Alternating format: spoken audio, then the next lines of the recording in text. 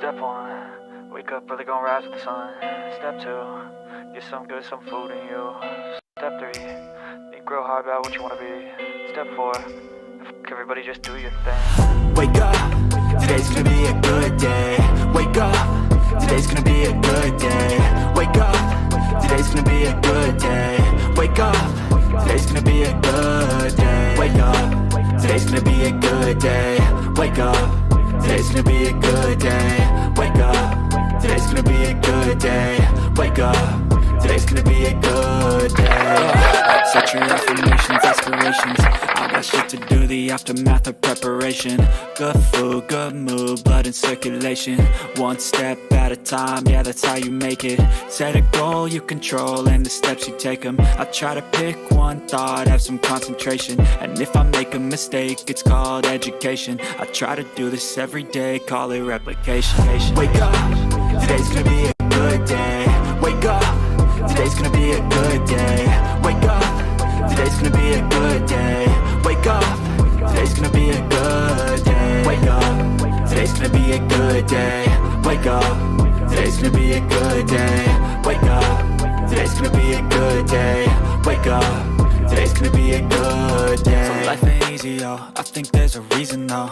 Ups and downs, just like every different season, yo. Sometimes I'm high, other times I'm barely breathing, though. I always gotta fight and hide from the demons, yo. Negative thoughts are poison, they rot. Head full of flies, so here come the clouds. They'll never stop unless I can swap all the bad for the good in my head when I'm lost. Yeah, so I'ma fake it till I make it. Positive thoughts are overtaken, I got patience. One day at a time is how you operate a cadence. A flow, you grow, you show yourself a foundation. Stay away from all the shit that causes temptation. I know that I like to do it cause it's sensation. I live my life in my head like a narration. Don't expect greatness, do my best, man, I'll take it.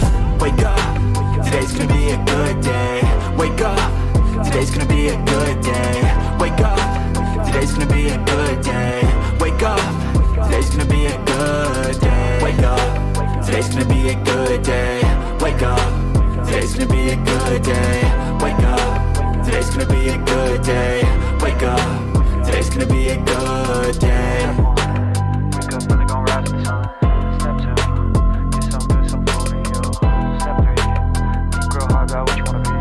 Step 4, everybody just do your thing.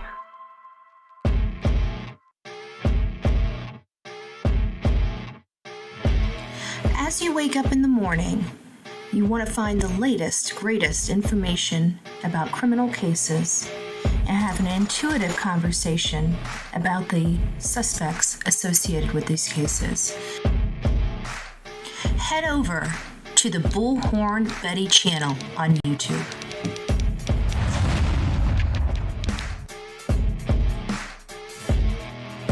Get breaking news right here on the Bullhorn Betty channel.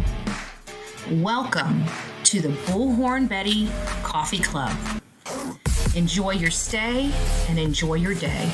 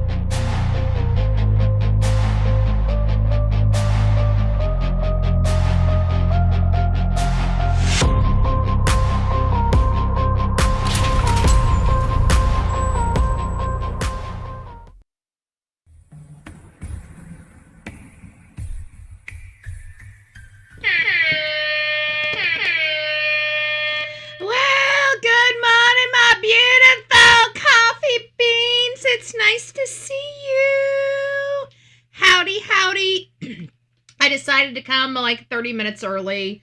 I was ready. I saw you guys in chat. I mean, the people that are prepared to come in here at 9, we're going to talk until 9 anyways, so they can come on in when they get here, you know, but I didn't feel like you guys all waiting in the waiting room, chatting away and not being able to say hi to me and whatever. So I'm trying something new, so give me just a second. I want to see how this looks on this one and this one. Just give me a second. It's going to take a moment. Okay, that looks good. Let's get over here and check this out and see what that looks like. That does not look good. Let's see how that looks. Wow, that's got me all off. It's got me all off the screen. That's why I decided to use the vertical option in YouTube itself, but I can see that they are absolutely not getting me. I guess I'm supposed to be in the middle of the screen for it to get me. And as you can see, my green screen doesn't even go to the middle of my screen. So, you know, whatever. There, if you're on vertical chat, enjoy seeing eking ooh. Eking ooh. The Bullhorn Betty eking ooh. I don't know. I entertain myself some days. I entertain myself. You guys are just here to witness it. That's all. Okay? I'm just letting you know that. Okay. Happy Monday, everybody. Happy Manic Monday. Thank goodness our system. I mean, it's still early in the show, but if you guys remember last week, our show did not start off very well. Okay, we were in the pits. Okay, we started up. I had everything going. I was like a rock star. I'm like boom, boom, boom. Got all this stuff up. I'm like ready to go. I hit the live button, and the whole entire system just goes kaboom, and the system went down. And then later in the week, the system went down again. So I've literally stripped everything off of the computer so we can run the show, because one of our beautiful, it's Mama Bear, what was it? 9.5. Mama of 9.5. I know there's some other word in there, and I just, for the life of me, cannot remember it. Okay, I'm sorry. I just cannot remember it. Oh, let them 66. Thank you. Guys, don't forget, we are going to the Alex Murdaugh, Supreme Court, or, the Supreme Court of South Carolina. He's going up there to try to beg for a new trial. What a shame that, Becky Hill put us in this position where a convicted killer might get a new trial. Shame on her for that. She had a heavy price to pay for her messing with a legitimate court proceeding. Why a clerk of court would ruin or jeopardize the reputation. And anyways, long story longer, we're going to be out there. So if you guys would like to contribute to that, I'm going to be running this all week, just for some donations to get out there. We're going to go regardless if you guys, help out or not. But it's always nice, right? It's always nice to have a little bit of extra pushing whenever we're out there, because you never know what goes wrong. And I can tell you, every time I go out on the scene, boots on the ground, something breaks. Okay. The last time it was my phone. It sucked like, what. So immediate costs, always happen when we're out there, whether it's a cord, it could be something as simple as a cord. I don't have the damn power cord, and you're just shopping, right? You can order the power cord for $6.99 on Amazon, but you don't have time to wait for Amazon. So you got to go to Best Buy and spend $49.99 on the cord. It's just kind of crap like that always seems to kind of rear its ugly head when you're out there on in the field. But, we're going to be out there, rain or shine. This is a case we've been involved in since almost inception. Not quite. I think we came in like 6, 8 months, 9 months later, but we've it was before anything. So we went out there. We did a tour. We did a few tours out there in South Carolina because it's closer. It's a day trip. So it doesn't really cost a lot of money for the gas to get there and to get back, Usually a night stay, and you can get a good portion in, the day that you get there. You can get, you still have like 4, 5, 6 hours to work. Then you got the whole day that you're there. And then the day that you're coming back home, you still have 4 or 5 hours you can work in the morning before you hit the road and still get home at a reasonable time. It's lovely.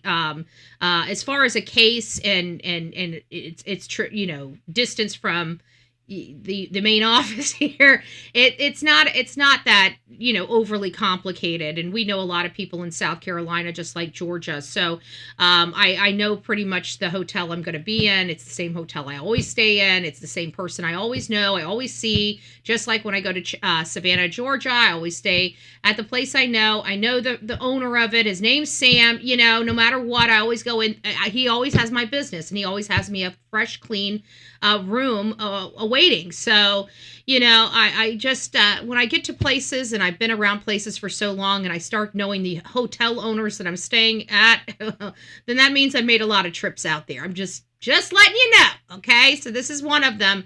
We're going to be out there. This is a case that, is just near and dear to our heart. It's fascinating. This case fascinates me, quite a bit. How a father, it's fascinating in so many ways, trying to understand the family annihilator and who they are and what their makeup is, and I truly believe that the family annihilators have very specific traits, such as they're narcissistic. Are they sociopathic or psychopathic? But they're in my opinions have certain traits, and I think it's psychopathy, but hold on just a second, folks. I forgot to grab something out of the printer. But either way, let me make sure I don't hit the camera. I always seem to come back behind here and always manage to hit my camera. It moves my camera, and then I gotta adjust it. Blah, blah, blah, blah, blah, blah, blah, blah, blah, blah, blah, blah, blah. So let's go ahead and get on into it. I'm going to say hi to you guys this morning. We have a few minutes to kill because, like I said, I started this 30 minutes early so we could kind of chat and chill. So, Melanie, it's nice to see you, love bug. I hope you guys, everybody that I'm looking at right now, you guys are much further north than I am. And the reason why I'm kind of like got this shit-eating grin on my face, because I'm freezing here in Florida. And I know if I'm freezing here in Florida, you guys are in like Eskimo area. So I just want to say, stay warm, guys. Stay warm. ER Blues, it's nice to see you. Melanie, thank you for this super chat. She says, happy Monday. Betty, Delilah, mods in chat. I hope everyone has a good day. Sending love to everyone. Prayers to whoever may need it. Thank you. You're always our... We're going to have to designate you our prayer warrior. Our prayer warrior. You pray over everybody. We appreciate it. Thank you, thank you, thank you. Lisa, boo always. My boo-boo. No, I'm just joking. I'm just joking. You can smack me. You can smack me. Lisa, it's nice to see you. We got a unicorn we like today. We got Unicorn Indiana. We had a unicorn yesterday. We didn't like them much. Nope. We didn't like them at all. I hope they act like a tree and just leave.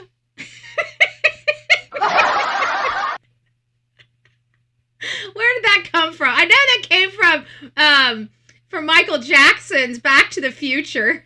But that was so elementary. And I mean that in everything I say, so elementary. Good morning, Sonia. It's nice to see you, love bug. I hope you're doing well as sleep bells. Let them 66. It's nice to see you. Oh, Southern Grammy. Big hugs and loves. Oh, it's nice to see you, love. Plant lady up in the house. Denise, it's nice to see you. Looky, Mally Cat. Well, hi there, my love. I hope you're doing well. Hey. Karen, it's nice to see you. Good morning. I know I'm going over all of my mods. So the real me too.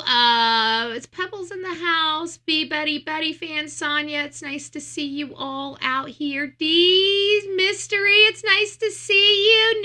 Newly Grammy. Hey. Crystal Pistol up in the house. It's nice to see you. YouTuber here. Kathleen.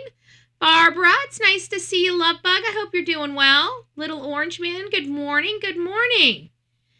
So it's nice to see everybody. I have this little, clicker thing that changes over and stuff like that. How did I miss?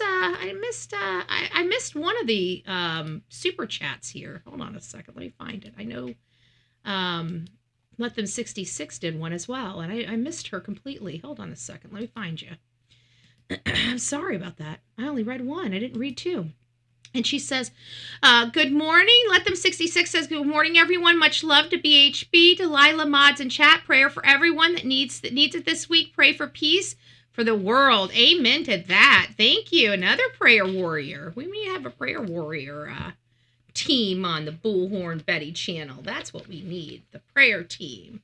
The prayer team, the action team, the research team. Maybe that's what we need to do. Maybe... Oh, is Auntie E up in the house? I see Auntie E. Hey, Auntie E, it's nice to see you.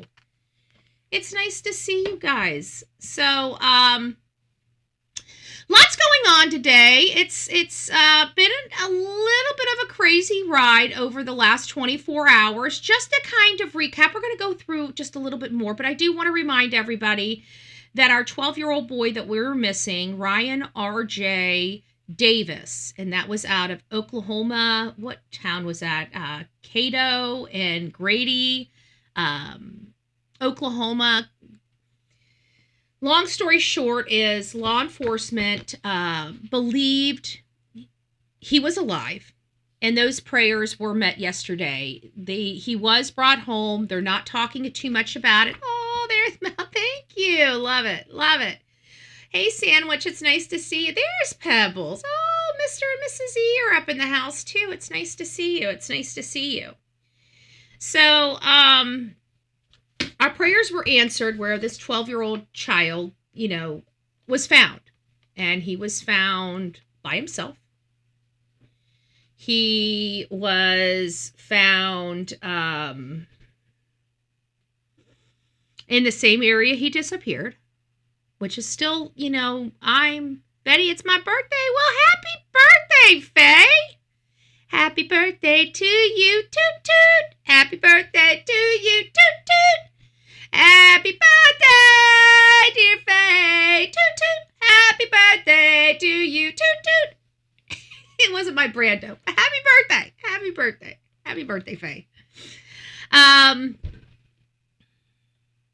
There's a lot to go on. I'm still not liking how this story is. I'm not liking the parents being in a hotel with him. I'm not liking the charges that they have. I'm not liking that he disappeared near the hotel. I'm not liking that it appears that he was actually found in that hotel.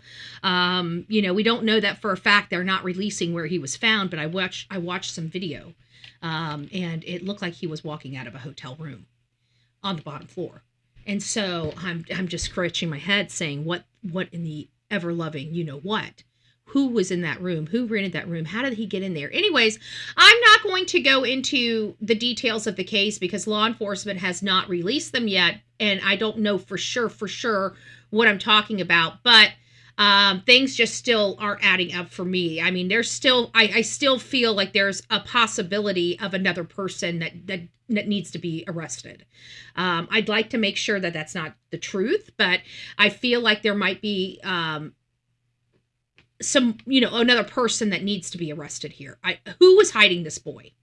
Okay. If they were hiding this boy for his own benefit, I understand that, and especially not wanting to get involved. If you're not required to call law enforcement, you're not required to report a crime. But I would assume that any 12-year-old child that is in need of law enforcement, any normal adult would call law enforcement. I mean, even if the child's running to me and saying, I'm being AR'd or SA'd or whatever the case may be, what's the very first thing you're going to do? You're not going to say, come on in. I'm not going to call him until you're ready for me to call him. No, the hell? Of course not. You call him right away. So I'm very, I don't like how any of this is going. Even if there was somebody befriending him, why? Were they doing it to manipulate him and to further abuse him?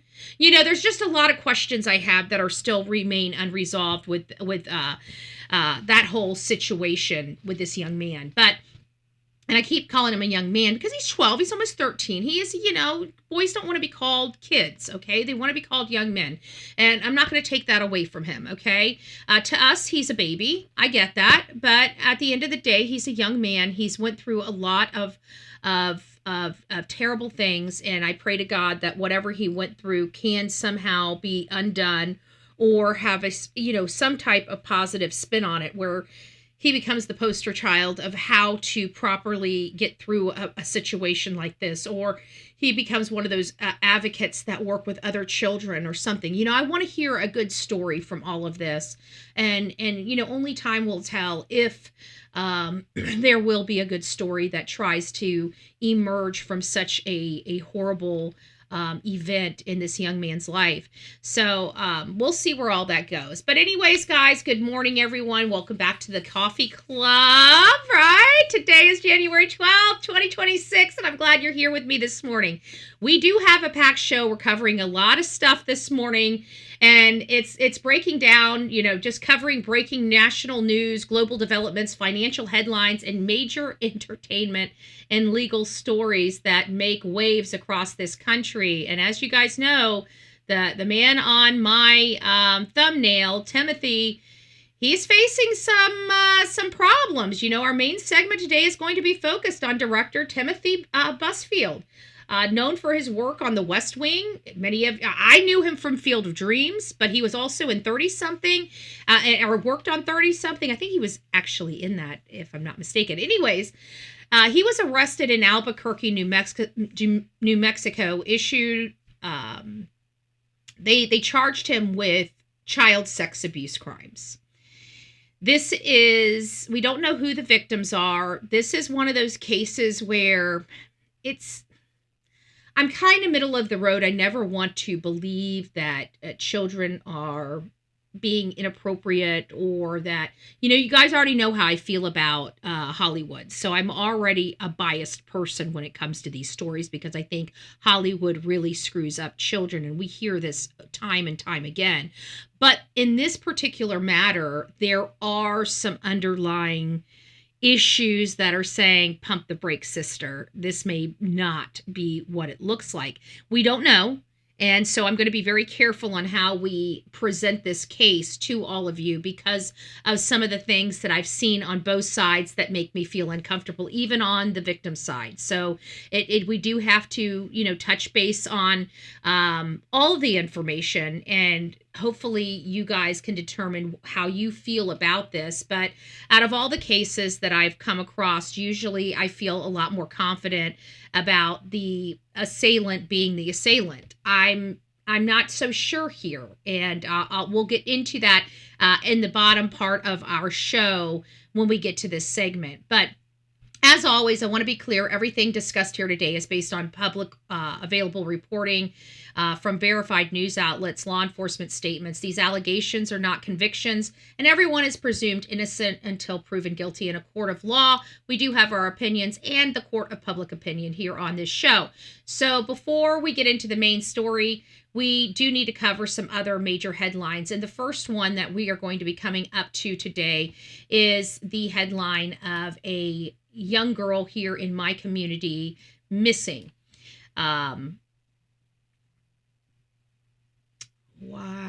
There it is. Jordan Toby. Sorry, I was looking for the poor girl's name. Do I have this up yet? I do not. Give me just a second. Apparently I did not set our screen. So let me go ahead and get our screen set. There we go. Maybe I want this one. There we go. So here she is. This is Jordan.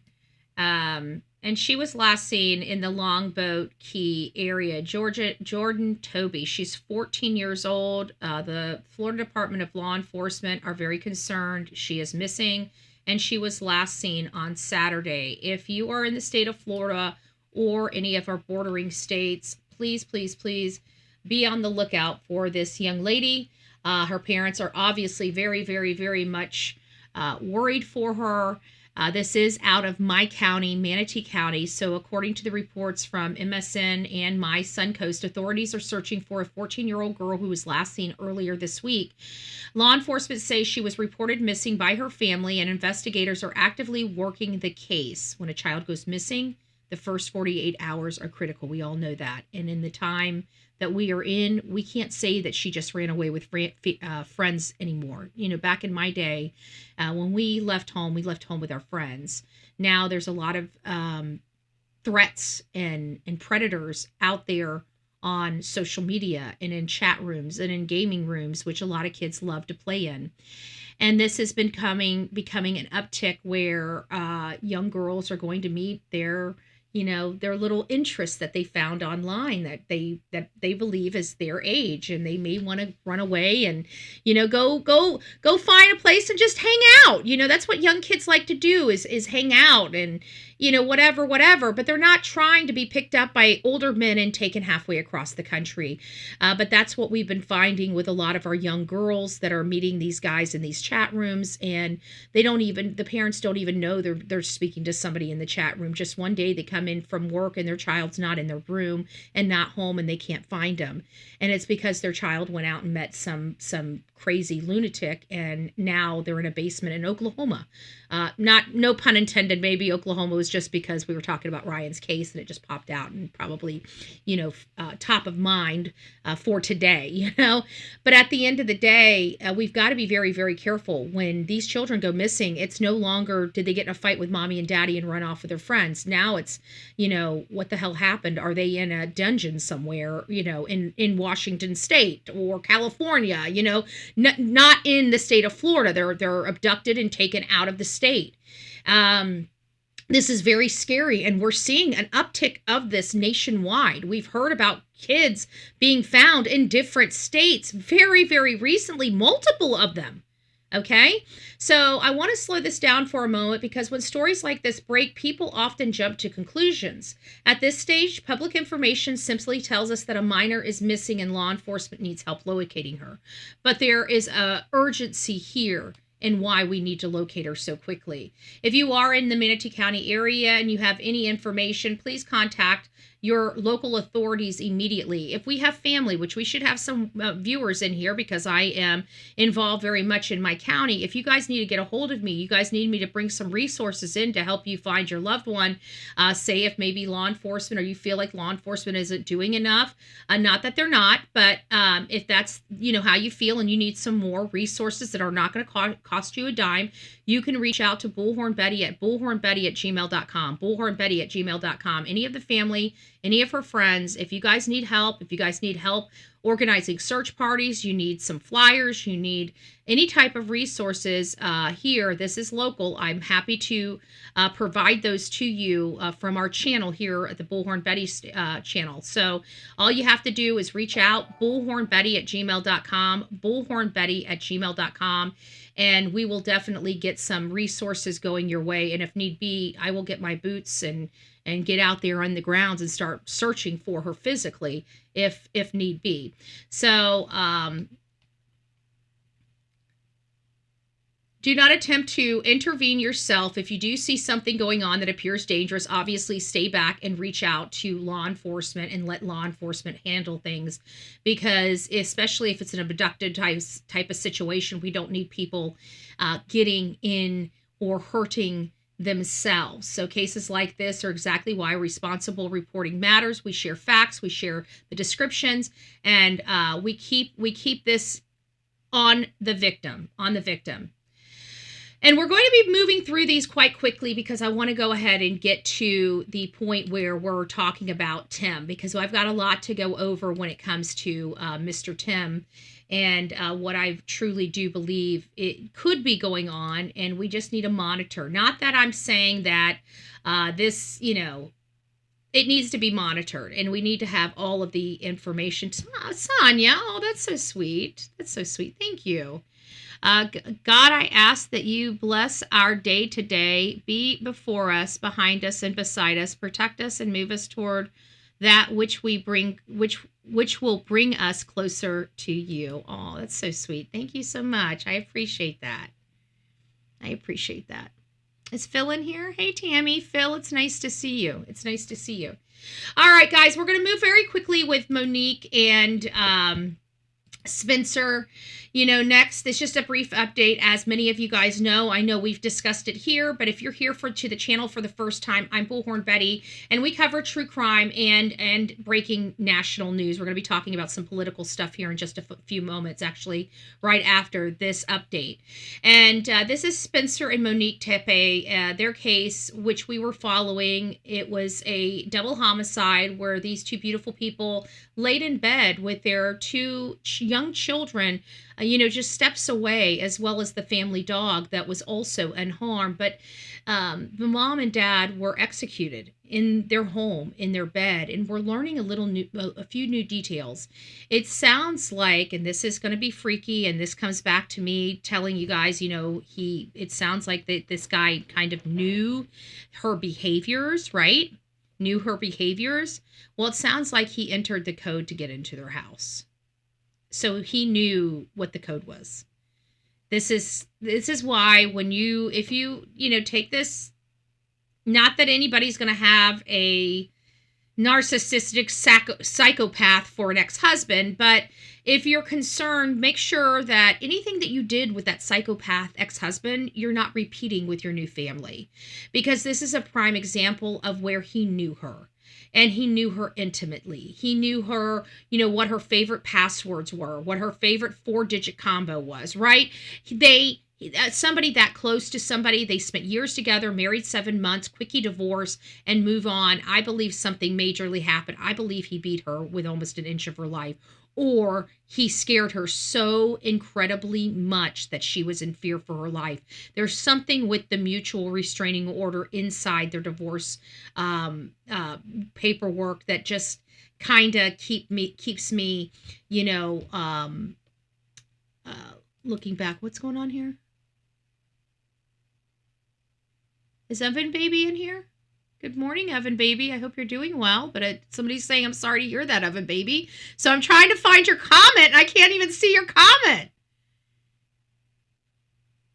Well, whatever you're going through, I hope you're doing well. I haven't even seen you in the chat yet. So, but I heard somebody speaking to you. So I don't know. But, oh, there you are, Evan Baby. I realize one person can't fix DFAC. Oh, no. No. So you must be going through some of that crap. Ugh. But the crazy part about this is, Veronica, we are the Coffee Club family. Much respect to Betty. Betty Head, Coffee Club leader, along with the mods, second in charge. You're so sweet. Thank you, Veronica. Thank you. So this is a crazy case, because I think what's so astonishing about this case is that he hasn't been in her life 8, almost 9 years. I mean, she was living she got a divorce from him. She moved on. If she even thought about him, I would be shocked. Like, she was on with her life. She had her children. She had her husband. She was so far disconnected from him. He was probably just a distant memory. And to not even what inspired this? And I think Jennifer Coffindaffer really does say it best. So I think the best thing is just to turn it over to Jennifer Coffindaffer, because Jennifer Coffindaffer says it better than anything else that I've seen. She really does. Let me make sure I've got it where I need it to be. Hold on, guys. Just give me a second. We don't need to see all that. There it is. I want to hear this. There's only certain parts I need to hear. We already know the details of this case, okay? If you don't know the details of this case, the details of this case is that Spencer failed to show up for work. The office got concerned, reached out to the boss that was in Florida. Florida boss calls their local law enforcement to do a wellness check. They were very condescending. I got to say, Columbus, Ohio's dispatch needs all. I mean, there was multiple people that I did not like how they spoke. I did not like how they were treating the people calling for help. It was despicable. It was deplorable, and they don't even want. They're going to get a letter from me. Okay, they're going to get a letter outlining everything that I saw, but it's going to take a little bit before I can draft that letter. I got to do some more research for it to be very strong diplomatically to do whatever I need to get done in there. But they called the officer. I mean, talk about all of the things that could have possibly went wrong, right? And then the officer gets the call after being these people treating the boss like shit for even calling. The dispatch, people calling for help, and they're like, "Are you sure you really want to make this report?" I mean, I'm being very sarcastic at this point, but it was that bad. Okay, it was just that bad. And so long story short, so they treated the guy, the owner, like shit. Then they send the officer out. He goes to the wrong address, and the couple they keep calling back, and they're like, "Is there any other thing you're going to be reporting? We've had several calls on this location." Well, because there's something wrong, you wonderful lady that has an attitude, right? And so they ended up going in there, breaking in, and finding both the mom and the dad deceased. And what was learned very quickly is that the Spencer had multiple gunshot wounds in him. Monique had one bullet in the chest. So to me, I felt like he went in there and blasted the husband and looked at her and said, "See what you made me do? See what you made me do?" He said something to her before he stuck that gun to her chest and pulled it. I guarantee it. I almost guarantee it. But let's listen to what Jennifer Coffindaffer had to say. Coffindaffer tonight, law and justice contributor for News Nation and former special agent with the FBI. Jennifer, thanks for joining us on this case. Thanks for having me. And one of the details early on in this investigation, both the children were found physically unharmed inside of the house. No signs of forced entry at that home. What does that information immediately indicate about the person who did this? Well, it indicated certainly that they knew this couple well, that they had staked out the location well. It was also very clear they knew where the camera locations were because they evaded a lot of camera coverage, it would seem. And so somehow he came across that entry code to enter the residence. McKee himself, a vascular surgeon in Illinois, and came across he didn't come across the code. It was a code that she probably used a lot. It was probably her code. My mom knows what my code is, right? I have a code, right? I have a code. So it's interesting. So many people reporting things because they're mad at somebody. Mom has had that happen. They owed my mom money, and the woman called and said she was scared, and my mom made a restraining order. They defac. Yeah, well, people are horrible. That's why I don't like. If I find out, and you guys, I think, might be closer to me than most people. If I find out who's doing this, you let me know. I do not stop when I especially when people are abusing a system. I will not stop until they're held accountable. If you guys know anything about me, I don't stop. Like that's what no matter what. Even Summer Wells, has a case died down? Yes. Have we stopped? No. I mean, we've got a whole list of Summer Wells. I still have a whole database of Summer Wells. Summer Wells is never going anywhere. Sebastian Rogers is not going anywhere until he's brought home. These are cases that we've been following, and we will always and continue to follow. They do not come off my iCloud until they are closed. Or suspect. They might go off I might make a new file after the person has been caught, because there might be some because by the time somebody's caught, we start understanding the truth. So everything that was speculative and stuff gets taken and moved over, and we keep only the factual stuff that we'll start working with from that point forward. So a little bit different of a process. But anyways, getting back to this, the husband breaking into the home, using the keypad to get entry. I mean, just the craziness. And now it comes down to, why did the dog bark? In California, according to the Columbus Dispatch, his medical license record showing no disciplinary history or no malpractice there, and then his criminal records only showing traffic-related tickets in the past. He has been charged. He has not been convicted. Are you surprised by the previous profile of this suspect? Not really. When I look at this case, That's why I said, guys, we were dealing with such a, surprised Plunder was so shocked it was him. We weren't. He was, to be honest with you, he was one of the, we brought in some other things like the person at the work, and stuff like that, and hearing the knock at the door a couple days before they lost their life. But at the end of the day, we never took our eyes off of this guy. And as a matter of fact, when people were spreading, came in here and had misunderstood and thought he was the guy that ended up marrying a man some months shortly after the divorce of Monique, bearing the same name, different birth dates, but bearing the same name as this guy. And I stopped everybody and let them know, no, that's not true, because I didn't want them automatically taking this guy off their radar, because you're not going to have animosity toward an ex-wife if you're gay, right? Because you're the one that wanted to end that relationship so you could be with your true lover. So I didn't see, I wanted to make sure that was cleared up. And we went through a lot of that to make sure everybody knew that this man, that her ex-husband is not gay. He's not the one that married the man some months later. And we can't remove him from this list. And I'm almost confident that I even specifically said we can't remove him as a possibility here because he's not the one that was gay.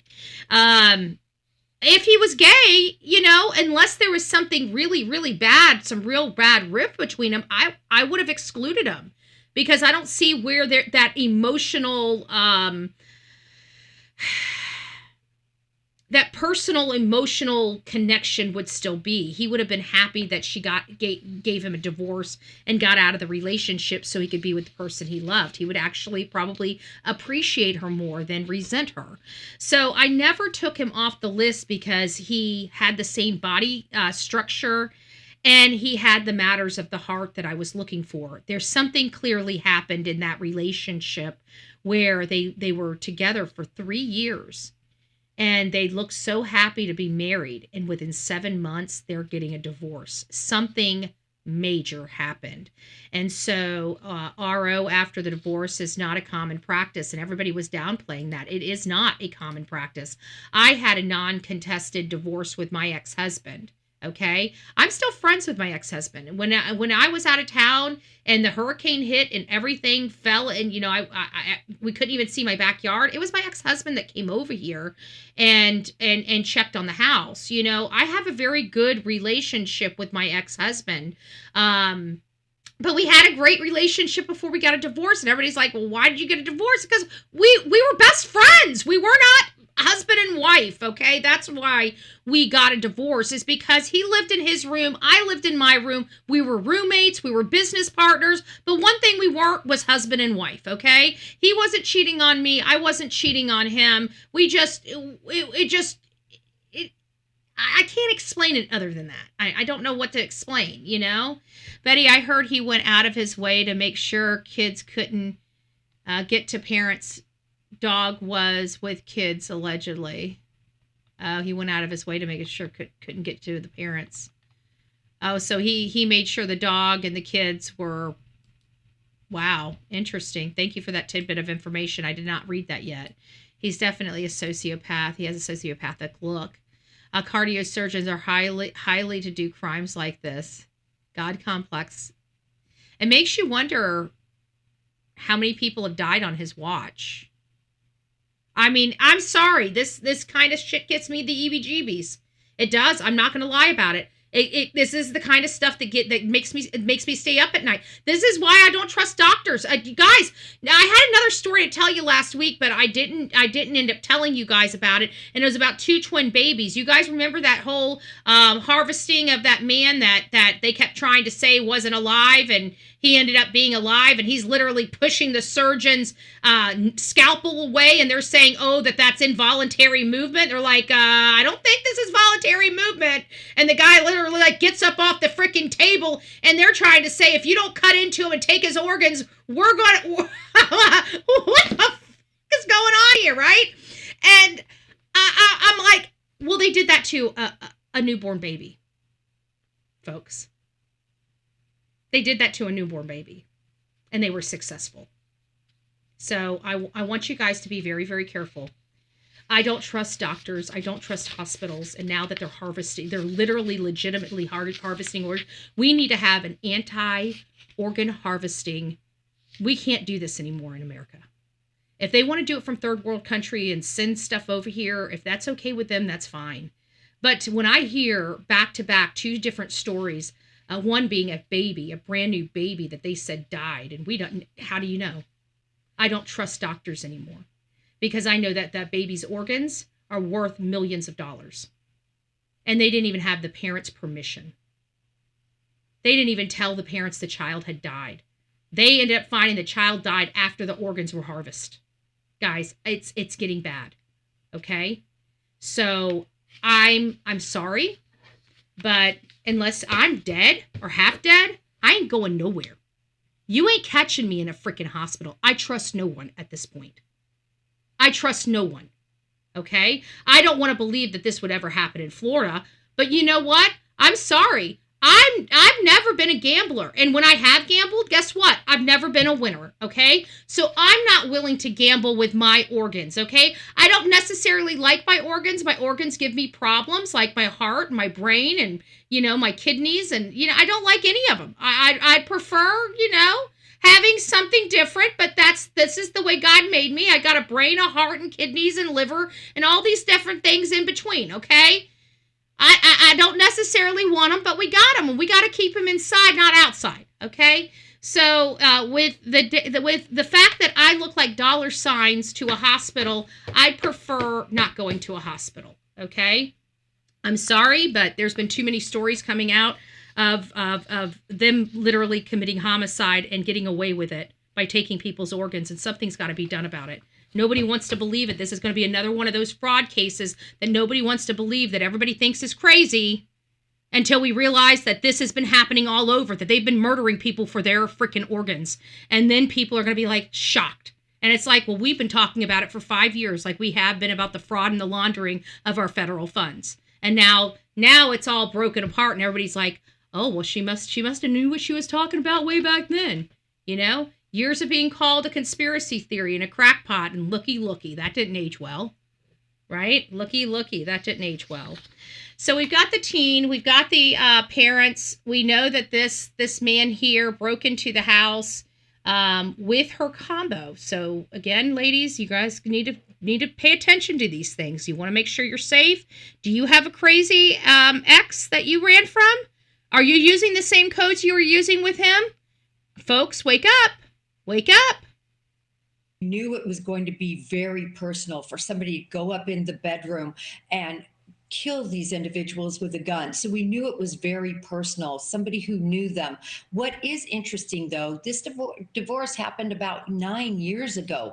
They were married for such a brief time, only 7 months. Crazy. And so that is strange, but I think it was a deep-seated resentment and hate that just built up and finally came to this conclusion. And we know the murders happened just before the couple was about to celebrate an anniversary. I mean, I just can't believe it. They're big money in organs. Yes, there are. But, it's always been above board. And, I remember arguing with I was naive back then. But I remember one of my friends, Karen, she was found unresponsive in her bed. Her daughter had died from an OD. It was her she was never the same after her daughter died. She thought her daughter was going to survive. Her daughter was sober, and she went to work and came home, her daughter was dead. So it changed her life. She was never the same again. And I think she started doing things. I don't know if she intentionally tried to take herself out or not, but either way, I do believe she did. And anyways, when I was in the hospital with her, she didn't have a whole lot of people coming up there, and I'd sit up there for hours just so she wouldn't be alone. And I remember the doctors saying, because I was with my cousins. My cousins were gone. Their skin was gray. Like you could tell the only thing keeping them alive was the machines. There was no ifs, ands, or buts about it. Like they were gone. Okay. So I had already seen a living dead person before. So I knew what I was looking, multiple living dead people, because my cousins were so young when they died. They were alcoholics and they killed themselves. So when I saw Karen, her skin was so beautiful. Her skin was so clear. It was so her skin was just beautiful. And I remember looking at her and thinking, she's really got some color. And they're trying to convince me she's dead. And again, I've seen living dead people before. And she was not dead. But she was an organ donor. I never understood this. This happened 15 years ago. But these cases now, it makes me feel, and there's nothing I could do. She wasn't married. Her kids were all adults. When you're like that and you have no healthcare surrogate, you have no will, you have nothing, you're leaving your hands to those doctors. There was nothing I could do. There was nothing her adult kids could do, because it was up to the hospital at that point. When you're an adult and you have no one, which, when you're not married, you have no one. When your children are, was she on the ventilator? Yeah, she ended up being on the vent, which is why I tell people don't go to the steel lung. I don't care if you keep until you can start breathing again, okay? Because once you get on there, there's no point. You're gone. You're gone. But long story short, I knew about that, but I do believe that she was one that was still there. I don't think she was gone just yet. But they are the doctors, and they try to convince you they're brain dead. And that's what pisses me off. And some of them are. But the ones that aren't, they still just act like they are. And they just keep going and keep going and keep going. I'm removing me being a organ donor off of my driver's license. And the reason why I want to remove because I don't want something bad happening to me and me looking more, being more profitable dead than alive to this person that doesn't know me, that I'm trusting to save my life. I don't want to be put in that situation. And clearly it is a problem going on around this country. I've seen too many stories here in the recent last 5-10 years. Okay. I have been an organ donor since the day that they allowed me to put organ donor on my license. I am now taking it off. I will no longer be an organ donor by my next renewal of my license, okay? And it's because they have abused this. People did something to help their neighbor, to give of themselves to save a life, and it has been once again just a money-making scheme for people that are greedy and that don't care, because they sell your organs to the highest bidder, not to the child that needs it, okay? And I'm so sick of them saying that, oh, well, we have a list. Yeah, and it's so funny somebody can automatically be pushed up the list. Who does that? Oh, it's one gatekeeper. It's two gatekeepers. Okay. Well, if you only have one or two gatekeepers, they can definitely be paid off. What? Oh, we're supposed to believe that their moral turpitude is so high that they wouldn't? Cut it out. Cut it out. In 2025, everything should be automatic. No hands should be in there that are human. If it's truly a monopoly or a lottery, there should be nobody with a hand on a list. It should be all done digitally. Not one person ever touching it. There should be so many red tape and so much recording of everything that cannot be destroyed or fixed or altered that it's not even funny if they're going to continue to do this. But I'm going to tell you right now, if you are an organ donor, I am recommending you to remove it from your license. Okay, I am removing mine. I'm removing mine. I will not worry whether or not a surgeon or a hospital is going to take my organs before saving my life. And it's gotten to a point just like that, because my organs are worth millions. I'm nothing but an expense for that hospital. Okay? Organs, pay them, I take from them, right? So look at it like that. Which way are they going to work? They're going to go for the one that's going to pay them the most money. So I'm dead. Okay? They're not going to try to save my life if I'm an organ donor. I want them to save my life. So I'm going to remove me being an organ donor. So let's finish up what Jennifer has to say here. Is there anything to that timing that is significant or jumping out to you? I think it could be. You know, when I look back at the Brown University shootings, Natasha, remember that individual, now that we have his sort of manifesto of why he did it, he had a deep-seated resentment that stayed with him for 3 years. I think that this could be a situation that's very similar, that it just built up over time and finally came to a head. He's and stewed. probably that anniversary could have been part of the reason. Talk to me more about how this suspect was identified and found, because you say he did seem to have some knowledge of surveillance cameras and trying to evade them, but he was ultimately found, interestingly, through surveillance footage in that neighborhood that police used. They saw him entering around the time before this was suspected to happen and then leaving afterwards, and then they used all of this to track his vehicle during a 10-day manhunt. Wow. And so, guys, I mean, this day and age, you know, I say it often, like, who would commit homicide this day and age? We track everything, folks. You can't go anywhere without being tracked this day and age, okay? So if your mental illness is getting the best of you and you think, oh, it's a great idea, I want to take somebody out, let me go ahead and plan it. And you plan it and you're like, oh, they'll never think, I'll wait 9 years, they'll never think about me, they'll never think this, they'll never think that. Boo-boo, I've already thought about it, okay? You cannot get away. This is a man that probably parked his car blocks and blocks and blocks away to be sure no car could be picked up around this one, right? I'm telling you guys, we've covered cases about this, and I had another one with a baby, and I'm like, okay, that's it. Like, that's it. Like, you guys just heard me talk about the man. It was just a few months ago, and now we're talking about a freaking brand new baby. You get the what doctor can do that to a child? These people are animals. These doctors have no emotion. Okay? Some of these doctors, they're so gone and so desensitized to humanity that they don't even look at you as a human anymore. I'm sorry. Everybody is so corrupted anymore. It's scary. It's scary that we've gotten to this point. It's scary to me personally. It scares me.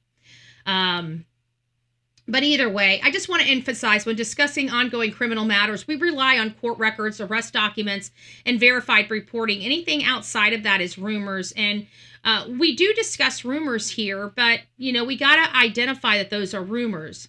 We didn't know what we were dealing with in the case of the Tepes, but when we did look at the doctor and heard about their story and read about their divorce, something wasn't right. We all felt uneasy about it. Is it really that far of a stretch that he ultimately became the suspect and was arrested of this crime? It's weird, but not so far-fetched. I mean, it did look highly and deeply personal. Somebody had a lot of pain and resentment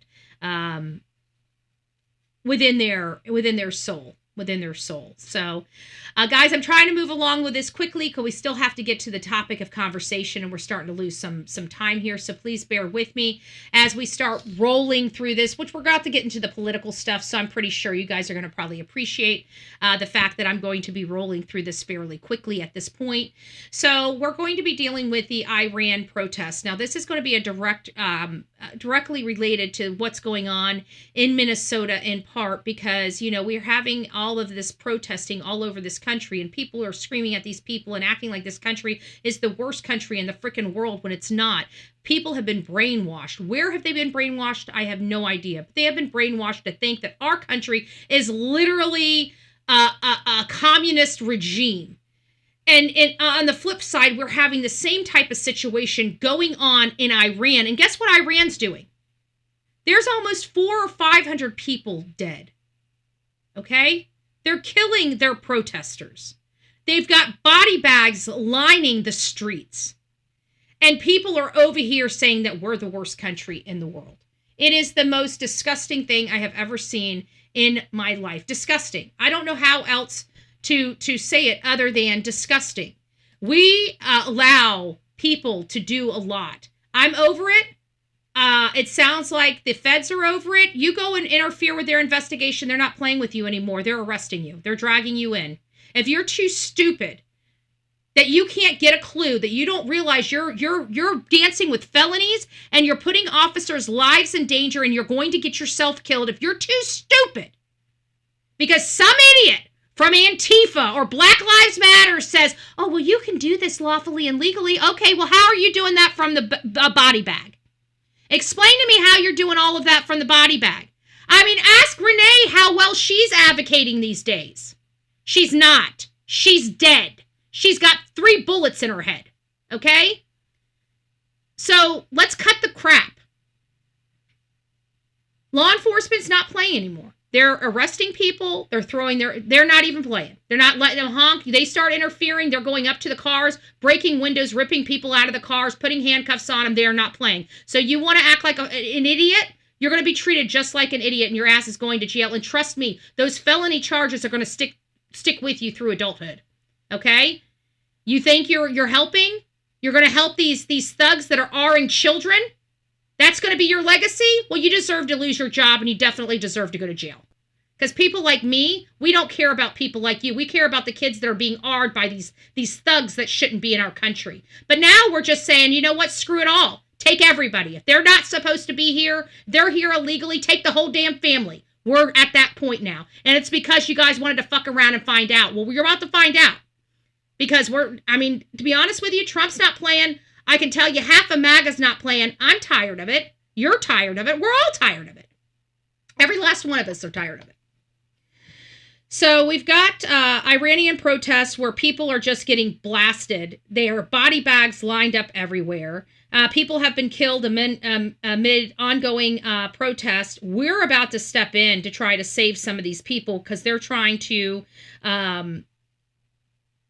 liberate themselves from this oppression over in Iran.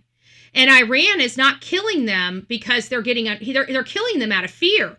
They're about to topple the government over in Iran. They're about to topple the government over in Iran, these peaceful protesters, and they're losing their life in that as well. So again, as I promised, I'm going to start moving on with these stories fairly quickly to get through them because we're losing some ground game here. I don't know if you guys know, but we are in right now trying to purchase Greenland or get them. Somehow it seems like this is a talking point for our national security. So another international story here. This is one I'm watching.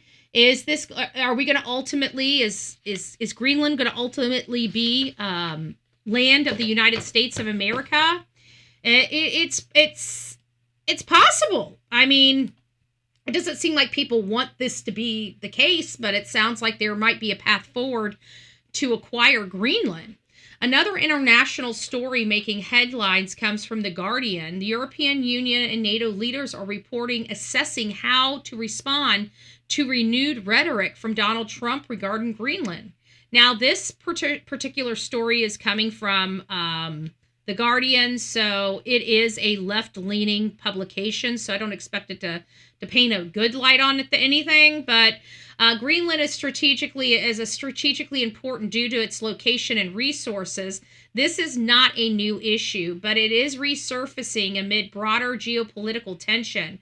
The key takeaway here is that treaties, alliances, and international law do not move base or rhetoric alone. These matters unfold slowly and through diplomacy. And it is my understanding that there are some people in Greenland that are not interested at all in America being the one that ultimately starts taking control of their country. They are not happy with this, okay? I just thought I'd throw that out there because, truth does matter. So we are here to tell you the truth, okay? It doesn't matter how I feel about something. It matters about the truth. And at the end of the day, if I told you that everybody's just so happy and on board and like, we can't wait to be Americans, that's not the truth. They want Trump to go away, okay? So I am going to make sure that you guys all know the truth, that this might just be, hyperbole.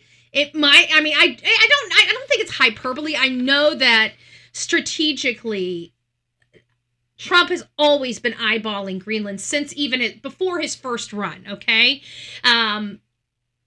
The interesting part is, are we, like, how does this work? You know what? I almost want, oh well, we're off of it. If you guys would like to know how a purchase of another entire country would work, send me an email. Maybe I'll do some research on it and talk about it another time. If I had more time to dive into this morning, I would, but I don't. I'm kind of stuck with this strict timeline that I'm working on here, because we've got a lot of stuff to go over, because I didn't go over Sebastian Rogers yesterday, and I haven't uploaded Seth's interviews into the system yet.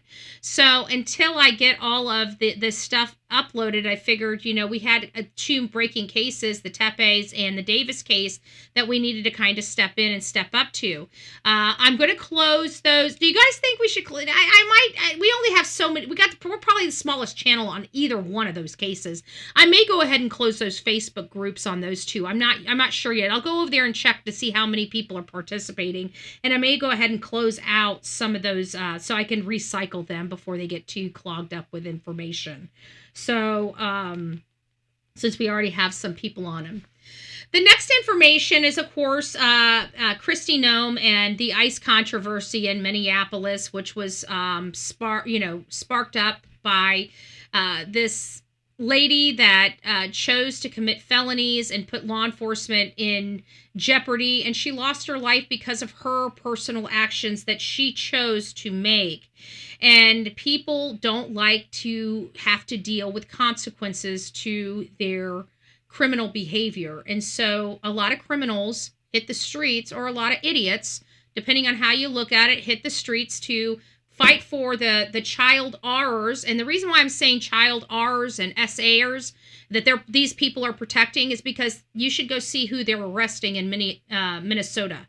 You should see who they're arresting. It's on my X. If you would like me to post it to the top so it's easier for you guys to find, I'm happy to do so. But you're talking about children being forced frontwards and backwards. Boys and girls. Okay? And you've got Renee, the guy that she was protecting, that she lost her life. Do you know who he was? Maybe you should look. But either way, all they did was piss us off, piss everybody off, piss our government off, piss MAGA off. And let's face it, we have a lot of pressure. We apply a lot of pressure to politicians all over this country.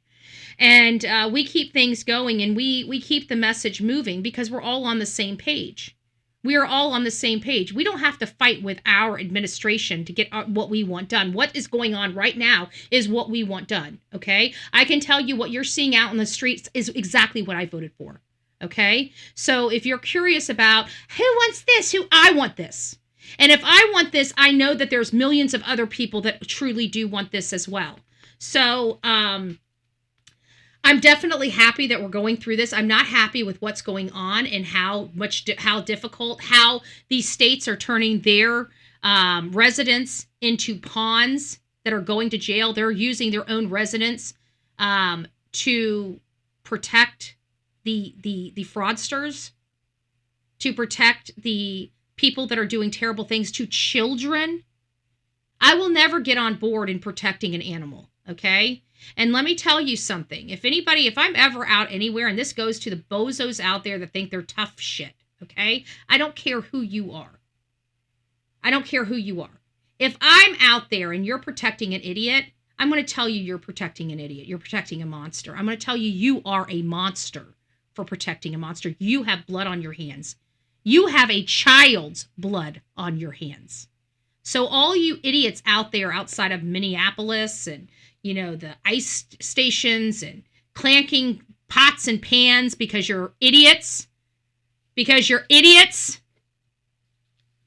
not doing anything but feeling important, but without actually being important. See, people like me are smart. People like the people out there are stupid. See, I would be clanking pans outside of the governor's mansion, outside of a president's house. I would be protesting outside of a decision maker's house, not the one that has to carry out the orders, okay? They're too low on the totem pole for Bullhorn Betty to waste my time, okay? If I'm going to put together political activism, it's going to the decision makers, okay? I'm knocking on the decision makers' door, not the peons' doors, okay? You're dealing with law enforcement. They're the peons in all of this. No disrespect, but they're the peons, okay? There's nothing that they're going to be able to do for you, boo-boo, okay? So if you want this whole, we're taking over Minneapolis, well, you need to be knocking higher up on the food chain. But you know what? We can't fix that kind of stupid in Minnesota.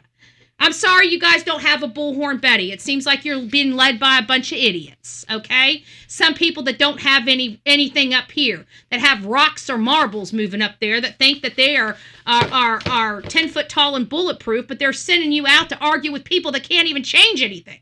That's stupidity, okay? It's stupidity.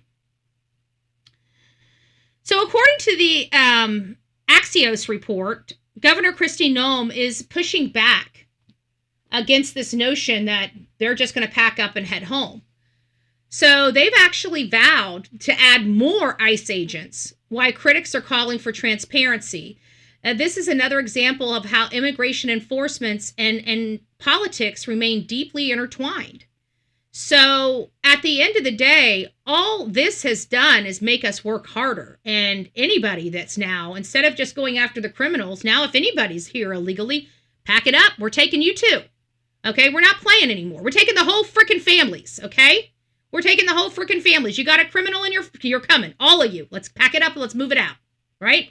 And we're no longer taking daddy or mommy. We're taking mommy, auntie, grandpa, grandma, sissy. Okay? We're taking y'all. Let's move it. Now, according to Guardian, in their Business Live coverage reporting that criminal investigation is now underway on Federal Reserve Chairman Jerome Powell. Now, if you guys recognize this name, it's because Donald J. Trump has been fighting with this man for a while to try to reduce some of the interest rates here in this country. And this man has fought him tooth and nail. So he went after them. He's cleaning house. They keep trying to say that they're an independent branch. Let me just be very clear. There are 3 branches of government in this country. That's it. 3 branches. Okay? 3. Not 4. 3. And so these assholes here think that they don't have to answer to any of the 3 branches of our government, which clearly our Supreme Court said, not so fast. There's only 3 branches of government, not 4. So you have to be under 1, 2, or 3, right? You have to be under the executive, the judiciary, and what was the other one? I can't even remember. Naming off the top of my head. You're like, Maddie, oh my God, you should know this. I should know this. And my head went blank right when I'm here. So whatever. But we have 3 branches of government. The bottom line is they only go to the executive branch. So what's at the executive branch? What's the top of the executive branch? The president, okay? The president oversees this spot. That means he can hire and fire anybody he damn well pleases, which we all knew that. But I think it was the legislative or the executive. Oh, yeah, I just said it. Legislative, right. Judicial, legislative, and executive. Sorry, it popped out of my mouth right when Lisa, when it popped up there. So the legislative branch would have been, it didn't fit. It didn't fit in the judicial branch, and it didn't fit in the legislative branch because they're not making law. It fit in the executive branch. So they're oversaw by the president. So there's no ifs, ands, or buts about it. Nobody in this country is above our design, okay? There's 3 branches. That's it. So everybody is under one of those 3 prongs. Nobody is outside of one of those 3 prongs, which this a-hole here tried to act like he was. He thought his people were above the president. Excuse me? Who is this guy? Jerome Powell who? I don't remember ever seeing this a-hole here on any ballot of mine. Do you? Do you guys remember seeing his name on any ballot? I've never seen his name on any ballot. For him to think that he alone is above a president of the United States or above the voters is pretty pompous. Anyways, he's under investigation. It looks like they're going to be kicking this all out. It looks like this term ends under President Trump's watch. So it looks like all of the people that are coming in to our Fed and our reserve are going to be appointed by Donald J. Trump. And I know Donald J. Trump has the best of the people that could possibly be running this country. So I'm very, very excited on what ends up happening. But the Federal Reserve is supposed to operate independently from political pressure. And it doesn't really matter. They are independent from political pressure. However, there's only 3 branches of government. So you fit under one. You're not outside of any branches of government. Somebody oversees you.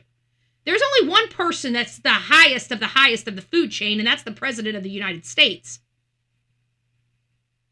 AKA yours. You guys are horrible. Horrible. Quit being so mean. Mr. Ears is under investigation. Now from CNBC, we have news with major banks, Citibank, JP Morgan. Oh, I forgot about this. This is going outside of this. And listen to this. Oh my gosh, guys, this is going to be huge. This is even bigger than this. Come on, Andrew, get over here. What are you doing here? There it is. You guys see those? Move out of the way. Banks, including Citi, JP Morgan, slide. Trump is calling for credit interest rate limits. Have you guys noticed that all of a sudden, all of our credits went through the roof? Everybody's being charged. Doesn't matter how good of credit you got. Everybody's being charged 14 to 34% interest on credit cards. I don't even think there's a 0 interest credit card now or a 2% interest credit card for the best rated people in the world. Everything has gotten so out of whack with interest. These people have become loan sharks. 34% interest. At what point is it going to 50 or 100%? Those are usury rates. They're unlawful in 90% of our states. The only states that don't have these type of laws are typically Delaware, which is where all of our financial institutions end up going. So they can be domestic corporations in Delaware, so they can use whatever interest rate they want to use. That's the benefit of Delaware. There's a whole different stuff. I don't have time to teach you guys all of this just yet, but we'll get into some other stuff of what states are benefit certain things, right? Like there's also other states, what is it, Nevada, that you can literally open a business as Fred Flintstone. Like you don't have to prove who you are to open a business. There's some crazy states with some crazy laws, and you got to know what's in each of those states to utilize that loophole. So the loophole most of these credit card industries use is Delaware. All your credit cards, you want to know why it's always in Delaware is because they are allowed to do that.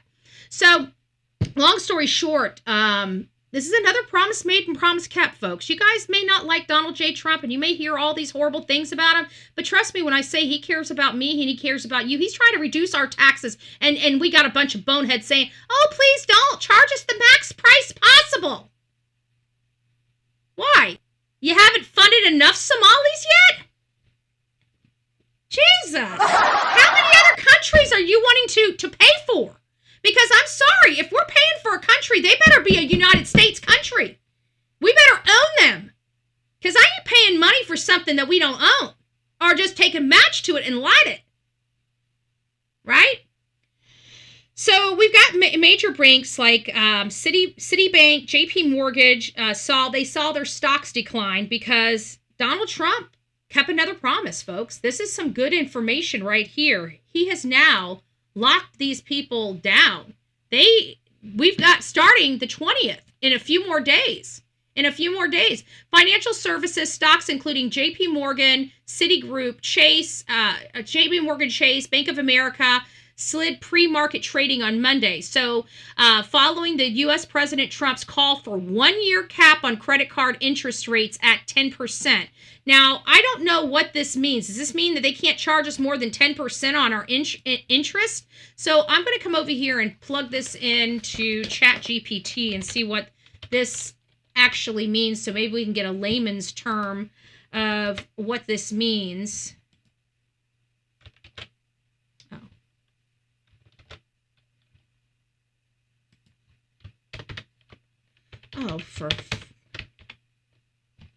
Dismiss. Sorry, guys. We have a little bit of slowing.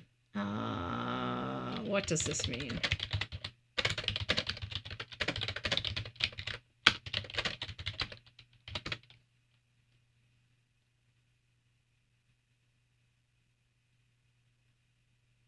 It's going to take a second because anything I do on here, it just takes a while because I'm running the system and we were a little slow. The United States, Donald Trump proposed a rule that would limit how much interest rates credit card companies can charge, no more than 10% per year. That would be limited to the last year. So credit card interest rates, this is the extra cost you pay when you carry a balance on your credit cards. Instead of paying off in full each month, many cards currently charge higher interest rates, often 20% or more annually. The cap is now 10%. Wow.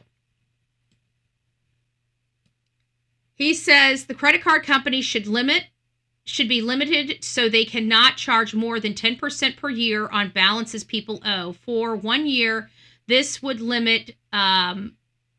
only apply for 1 year if it were put in place. So the call for the cap right now is for the first year. So it sounds like maybe the interest rate can adjust after the first year. So Trump suggests that for 1 year, credit card lenders should not be allowed to charge more than 10% interest on a person's balance, which is much lower than typical interest rates. Interesting. So it feels like it doesn't change the fact that if you carry balances for more than a year, they can probably charge you higher interest rates on like a second or third year balance. Like if you have something that you bought, say for example, you had, I think, attorney fees, okay? Because that's something we can all identify with after Betty, right? Say we had $10,000 in attorney fees. Say we were able to pay off $5,000 of that the first year, right? So we would have 10% owed that first year. But what happens to that that additional $5,000 that rolls over to the second and third year? Is it going to be kind of a step interest rate on that second and third year? It's going to be interesting how these credit card companies design this. But I think that's fair. You know, he's not taking away their ability to increase rates after that year. Just that year, you can't be charging 34% on people from day one. I think that's fair. I think credit card companies have gotten so unrealistic that when I saw somebody that had a 750 credit score, that is an excellent credit score, by the way. It's not an 800, but it was 750. And they were paying 15% interest on their credit card. And I'm thinking they have perfect credit, next to perfect credit. And they're paying that kind of interest rate. Somebody like me or you, you know, we're going to be in the poorhouse trying to get any credit. That's not fair. That's not fair. So I don't know. I think this will be good. I think this will be good. So let's get moving around it. Interesting. But it's going to save you money. At the end of the day, it's going to save you money. As you see, the Melodee Buzzard case is up. So Fox News is reporting the grandmother of Melodee Buzzard has publicly criticized any attempt to raise the insanity defense for the accused killer, saying the crime was planned. And that is absolutely true. We're going to have a problem. She's going to have a problem with that because this was so thoroughly planned. People that are insane don't have the wherewithal to plan. So I think it is going to deflate any type of insanity plea because clearly she was thinking very clearly to make such strategic plans on how she was going to take and carry this out. Also in South Carolina, Alex Murdaugh, and many of you guys know, we're raising money now. We're going to be out there on February 11th to report from the South Carolina Supreme Court on whether or not they're going to overturn his conviction and allow him to have a second trial. The New York Post reports that the convicted killer and former attorney Alex Murdaugh is working a prison job while court considers a bid for new trial. And that's what we have to deal with Alex Murdaugh. And now I am done with the stories, the breaking news stories. And we are officially on the topic of this case, Timothy Busfield. This is something that was shocking. I don't think many of us expected this to happen. Hey, Red Ginger, it's nice to see you. How did she have custody of this child? She was the only parent. The father's deceased. She's had this child for years. This is not the first time she fled with this child out of state. But she was the only caregiver. And I'll be honest with you, I was one of the people that did not believe she had it in her to kill her daughter. And I was clearly wrong about that, about my assessment of this entire case. So it's a bittersweet case for me personally, because I was hopeful. I thought Melodee would come home in this case, and she didn't. I was, when you really know, when you, in your mind, when you have a good understanding of something and you just know it's there, it's almost 100 times harder to hear that you were wrong. And in this case, it's very, very painful that this little beautiful girl is deceased at the hands of her mother. And I truly didn't believe her mom had it in her. I thought everybody was just pushing, and she just didn't want her child taken from her. But that's not the case. Let me get this one up here. There we go. Let me get all this stuff cleared off so we make sure we have a nice, clear, unobstructed, unproblematic show for the rest of the show. Timothy Busfield is a veteran actor and a director. He rose to prominence in 1980 and in 1990s, earning an Emmy Award for his role in 30-something. He later appeared in The West Wing, Field of Dreams, and more recently worked as a director and acting coach. According to the report from UPI, AP News, and Entertainment Weekly, an arrest warrant was issued by the Albuquerque Police Department charging Busfield with 2 counts of criminal sexual contact with a minor and 1 count of child abuse. Law enforcement alleges an incident involving minors connected with a television production. The alleged victims have reportedly received treatment for trauma-related symptoms. I want to be very clear here. These are allegations contained in an arrest warrant. Busfield has not been convicted. He is entitled to due process, to legal counsel, and to present a defense. Again, this is the court of public opinion, and we do have something to say about this case. If arrested and extradited, the next steps would include an arraignment, possible bail hearing, pretrial motions. This case will now move through the judicial system. That brings us to the details of this case that I wanted to kind of go over with you. And I can't remember if it's this one or if it's in the next interview. But either way, we just learned that this producer and actor has been arrested on these sex crimes involving 2 boys, okay? The allegations came from the parents, twin 11-year-old boys who share a role in The Cleaning Lady, a crime series directed by Busfield. Fox aired the drama starring Elodie Young and Oliver Hudson for 4 seasons from 2022 through 2025. Now, guys, again, I said there's some nuances. We can't just go with this. I know how I feel about Hollywood. Hollywood has a horrible name.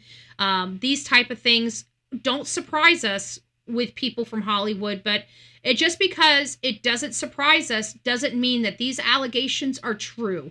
I'm seeing some major problems here that I don't like seeing, and I feel like parents might be manipulating their children to say some things. Now, I don't know that if that's the case, but there is the possibility of that, and you'll understand why here in just a second.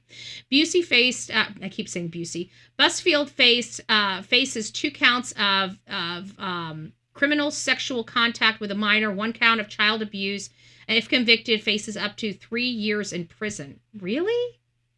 Criminal sexual contact and child abuse only gets you 3 years in prison? In what state? If this is Albuquerque, New Mexico, if you guys are in New Mexico and this is your state for hurting a boy, any child that's 11 years old, and they're only facing up to 3 years, this is why people prey on children.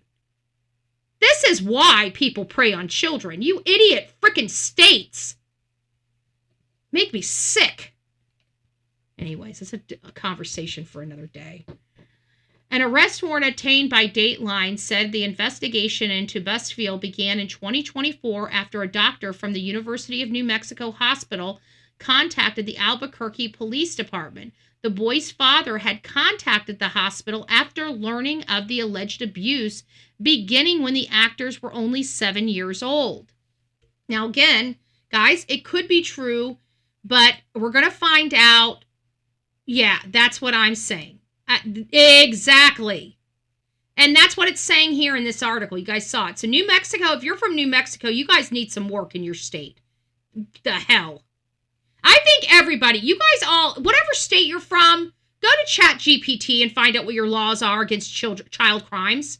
And if you guys have problems, you need to start fighting for your children in your state. That's what I'm going to ask of all of you. If you guys could do that, you know what? I think that advocacy throughout the state, just by one person in this chat, if we could get one person out of every single 50 states just to do that one single task of running reports, finding out what your laws are with child crimes, and if you do not like them, you start advocating in your state to change them. Just that one activism alone could change the United States of America.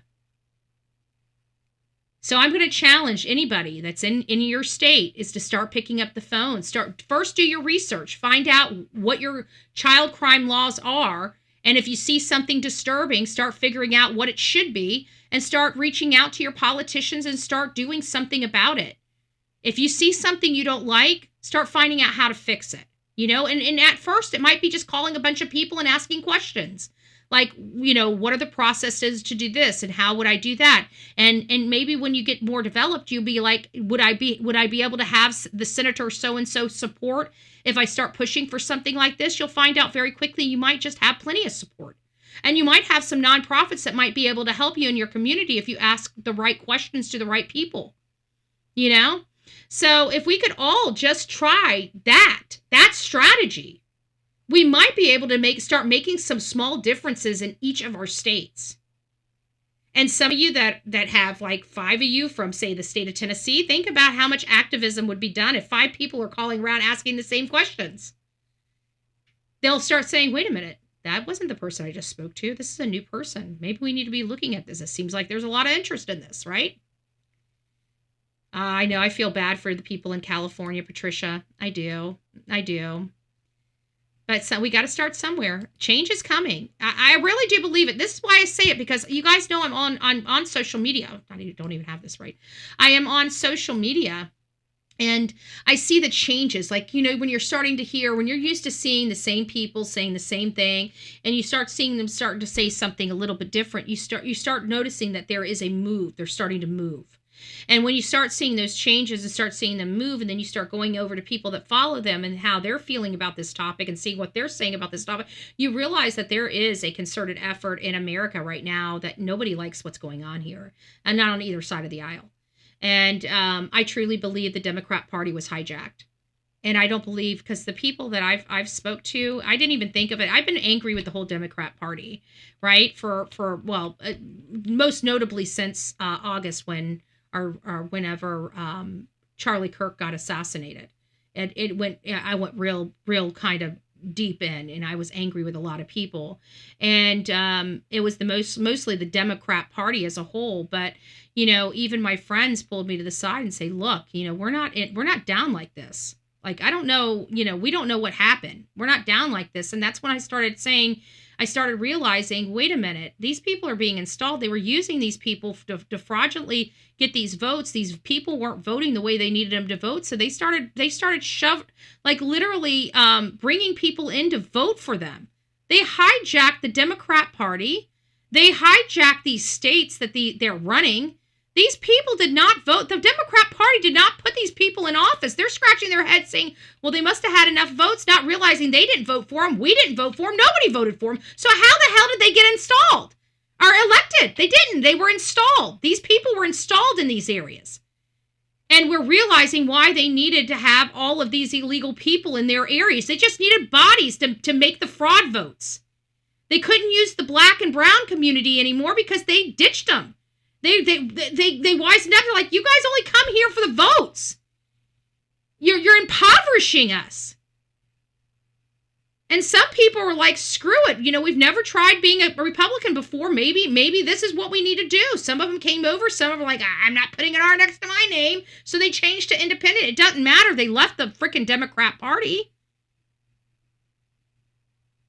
A lot of people left when they saw people celebrating a man's death. There's Christians in the Democrat Party. There is not a Christian in the world that's going to get behind anybody celebrating somebody's death. I'm sorry. They're just not. So I feel some type of way about it, but, what do you do? What do you do? So anyways,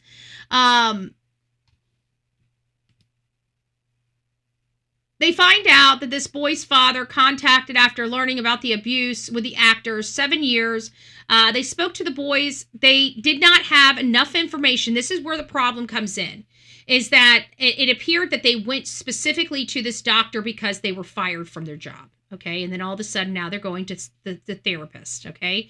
They tried it this way. The therapist spoke to the boys who did not disclose any sexual contact at the time. Okay. None. And then all of a sudden, now that they're done with this show, all of a sudden now they're talking about being touched frontwards and backwards. Touched. And I just, I can see, because some of these parents, first of all, I'm just going to say this. Anybody this day and age that puts their children in Hollywood, I think you are an abusive piece of shit. Okay. If you really think that your 4 and 7-year-olds should be on the big screen because you're so narcissistic that you're willing to put your children in jeopardy, fine, do it. Okay. I'm going to say this. Anybody that puts a child on a screen in Hollywood under the rules that they have right now, they should have their children taken away for abuse. Okay. I'm sorry. I think Hollywood is abusive. I think putting your kids around a bunch of strangers and forcing them to do things while you're not there is abuse. You have no control over what's going on. You're being pushed out of the studio because they don't want you there. Why? Because it makes it ripe for abuse. Parents, what is wrong with the local, thing until they get a little older and understand good touch and bad touch and all this other stuff, right? Clearly, there was no touching of these children. The children weren't being abused as far back as 7 because they specifically said that they weren't being touched or abused, but now all of a sudden they are. And so this is where my problem comes in. I'm not saying that the kids are lying. I'm not saying that they're being manipulated by their parents. This very well may be a very truthful statement. I'm just saying everything that I'm seeing right now is a little too concerning for me to look past. It appears that they're trying to set up this producer with these horrible allegations to embarrass this guy because they chose to fire their children. That's what it looks like from this end, okay? Now, that could be exactly what Hollywood wants us to look at it like, right? And these children could very well have been abused by this man. I don't know this man. I'm not willing to go to bat for him. I don't trust Hollywood. I don't like Hollywood. And I think Hollywood is ripe for abusing of children. Why I don't like children in Hollywood. But I need to be very careful because I think these parents have a lot to be held accountable for too. So I don't want to dismiss these parents because I think these parents are trash already, okay? I'll just tell, I don't know them, don't know their names, don't know anything about them, but anybody that says my child was in Hollywood and my child was touched and it's taken 5 to 10 years for you to do, I don't like you as a parent, okay? I think you're a piece of shit, okay? I don't care if you're the richest piece of shit in the world, you're still a piece of shit, okay? Because you didn't care about your children enough to keep them out of harm's way, okay? My child is not going into a room with somebody to act without me being there. If they can't have me in that room to oversee or give me a camera to watch to make sure my child is not being touched by some stranger I don't know, then my child does not need to be in there. Okay? My child has a gift. My child's going to be on the big screen one day. Okay? I will not pander my child to predators for an opportunity at wealth. If you're planning on doing that, expect the consequences you're going to get. So, therefore, if these children were truly abused, there's nobody to blame but the parents. We all know how Hollywood is. We all know how Hollywood is. If you walked out of a studio and left your child with some stranger by themselves, you are an idiot. Okay?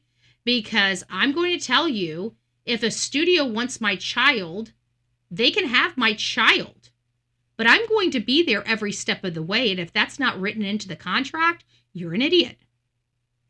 I can't fix your stupid. Okay. But we know horrible things happen to children in Hollywood. Even these parents, you cannot tell me that they've got their heads so far up their butt that they don't know that children that go to Hollywood come out all messed up and they want their child in Hollywood. Your 11-year-old child?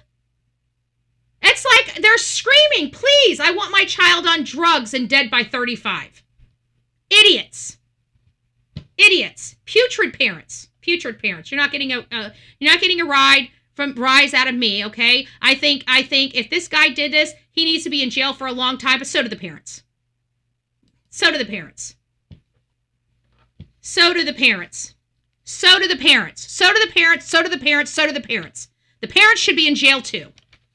Everybody knows Hollywood is taking the innocence of these children, and so many stupid parents, arrogant, pompous, disgusting, stupid parents want to run right to the predators and say, here's my child. I can't be there. Okay, please don't essay them. And then you find out, oh, they were essayed. Well, no shit, you dumbass. Well, no shit. The officer spoke to the boys who did not disclose any sexual contact at that time. However, both boys advised that Timothy Busfield, named Uncle Tim, which I don't like that, always gives me the creep vibes. Uncle, that's not an uncle. Would tickle them in the stomachs and legs. The warrant dated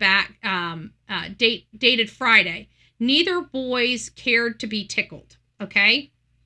So far, this is what they're saying happened. And then all of a sudden, it went from them tickling to all of a sudden, September 2025, he touched his penis and bottom. That's exactly why I think that these parents manipulated the boys into saying something, is because they were just saying they were being tickled, and now all of a sudden he's touched their penis and bottom. And if they really did say touched his penis, what child says penis at 11? You know, you got to worry about the words and the dialect that they're using when they're making the allegations. So again, there are just some things that are very concerning in this report against Timothy. So I do have a bias in, toward Hollywood. There's no ifs, ands, or I think they're disgusting. You guys know I hate Hollywood. I hate Hollywood elites. I think they're the most immoral pieces of garbage in the world outside of white liberal women.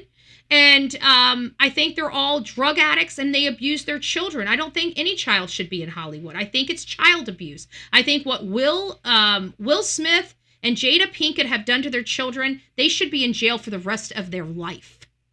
The rest of their life. Look at all these children. Look at Nick Reiner. Look at Tommy Lee Jones. Look at all of them.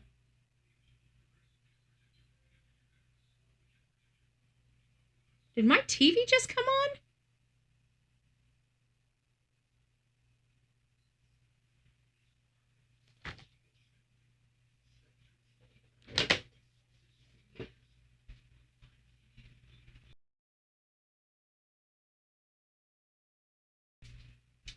Delilah hit the remote control.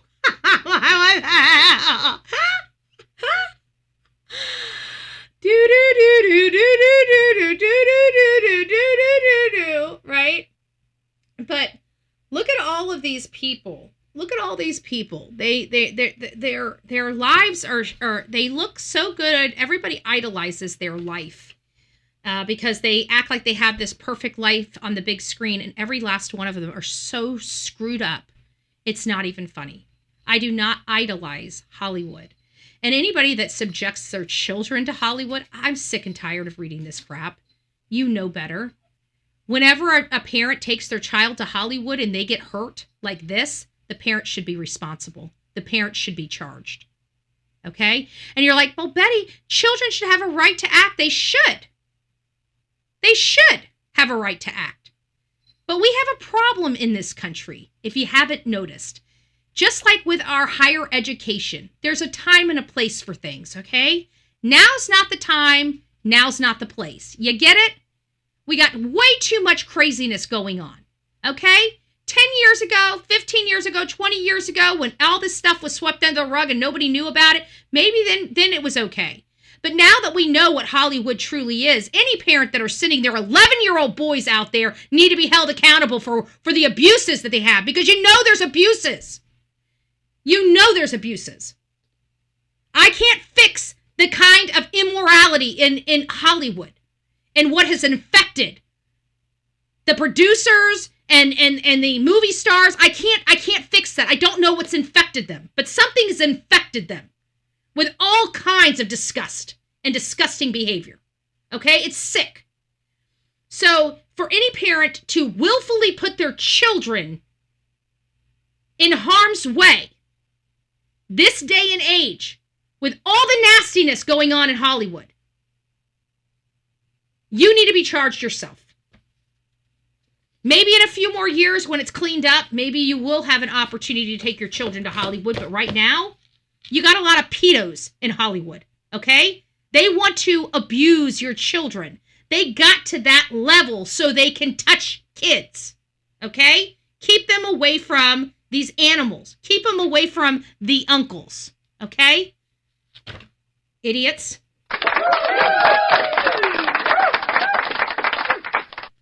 Keep them away from the uncles.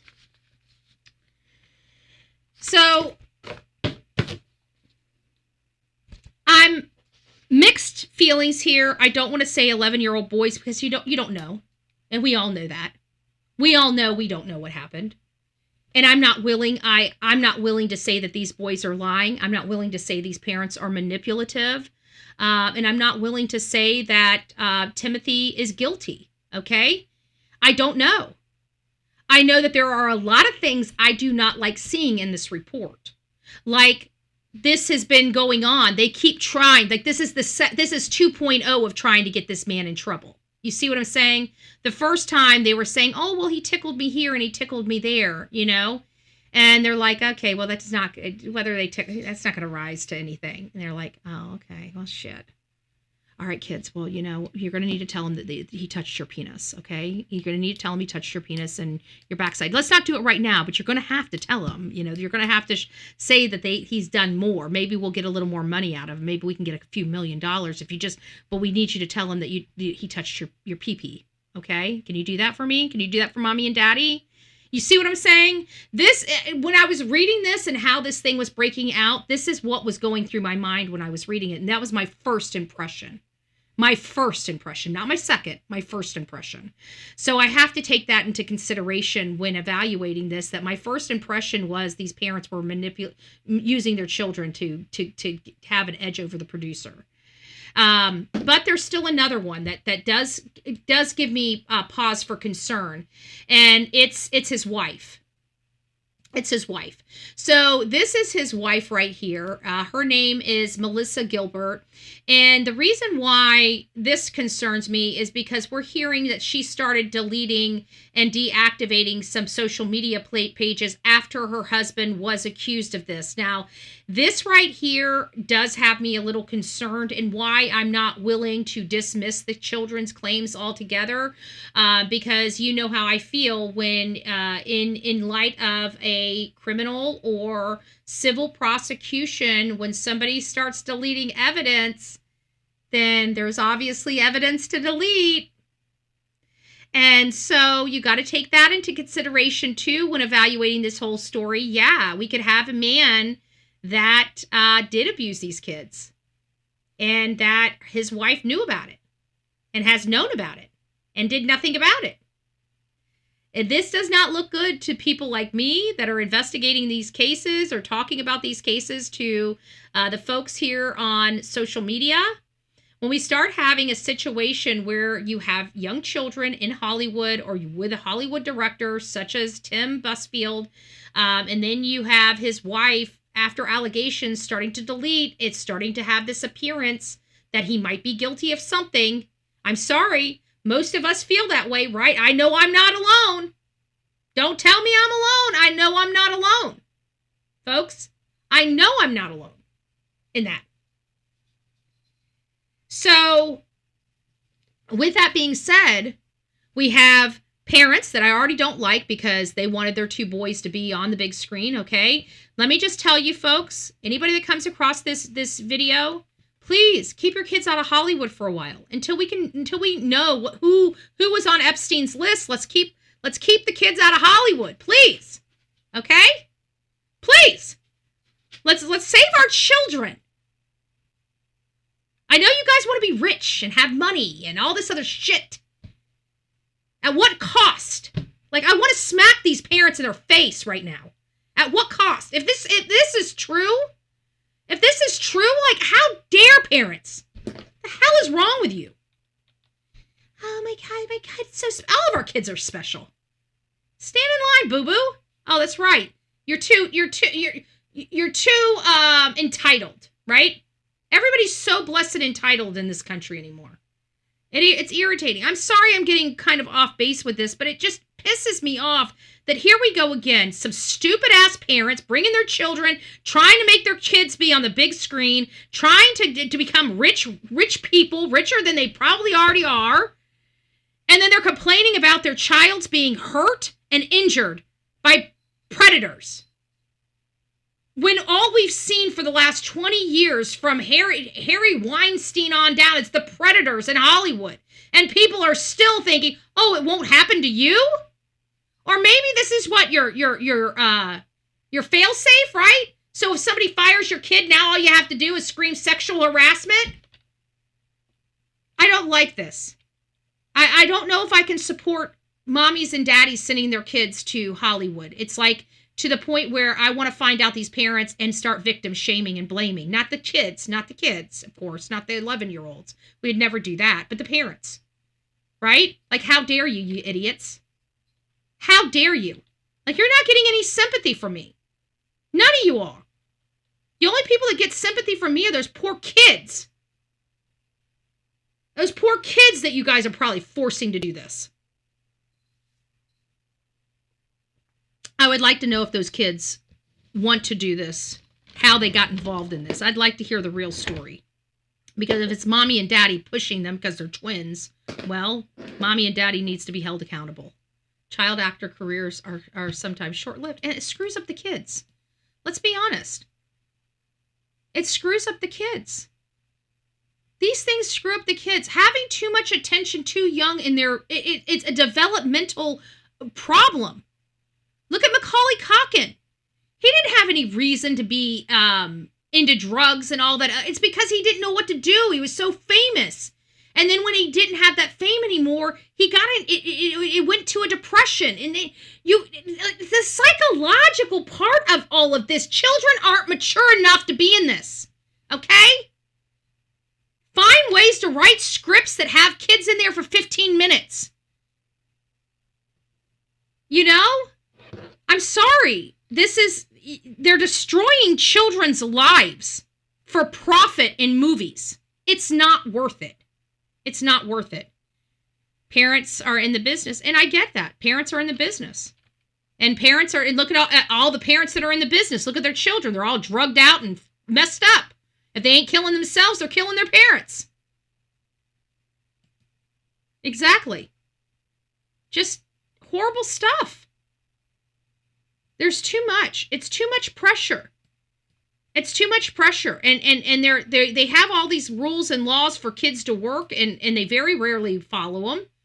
They always stretch them. Parents don't care because they're looking for the money, you know, because that's all they care about. Greed in this country is out of this world.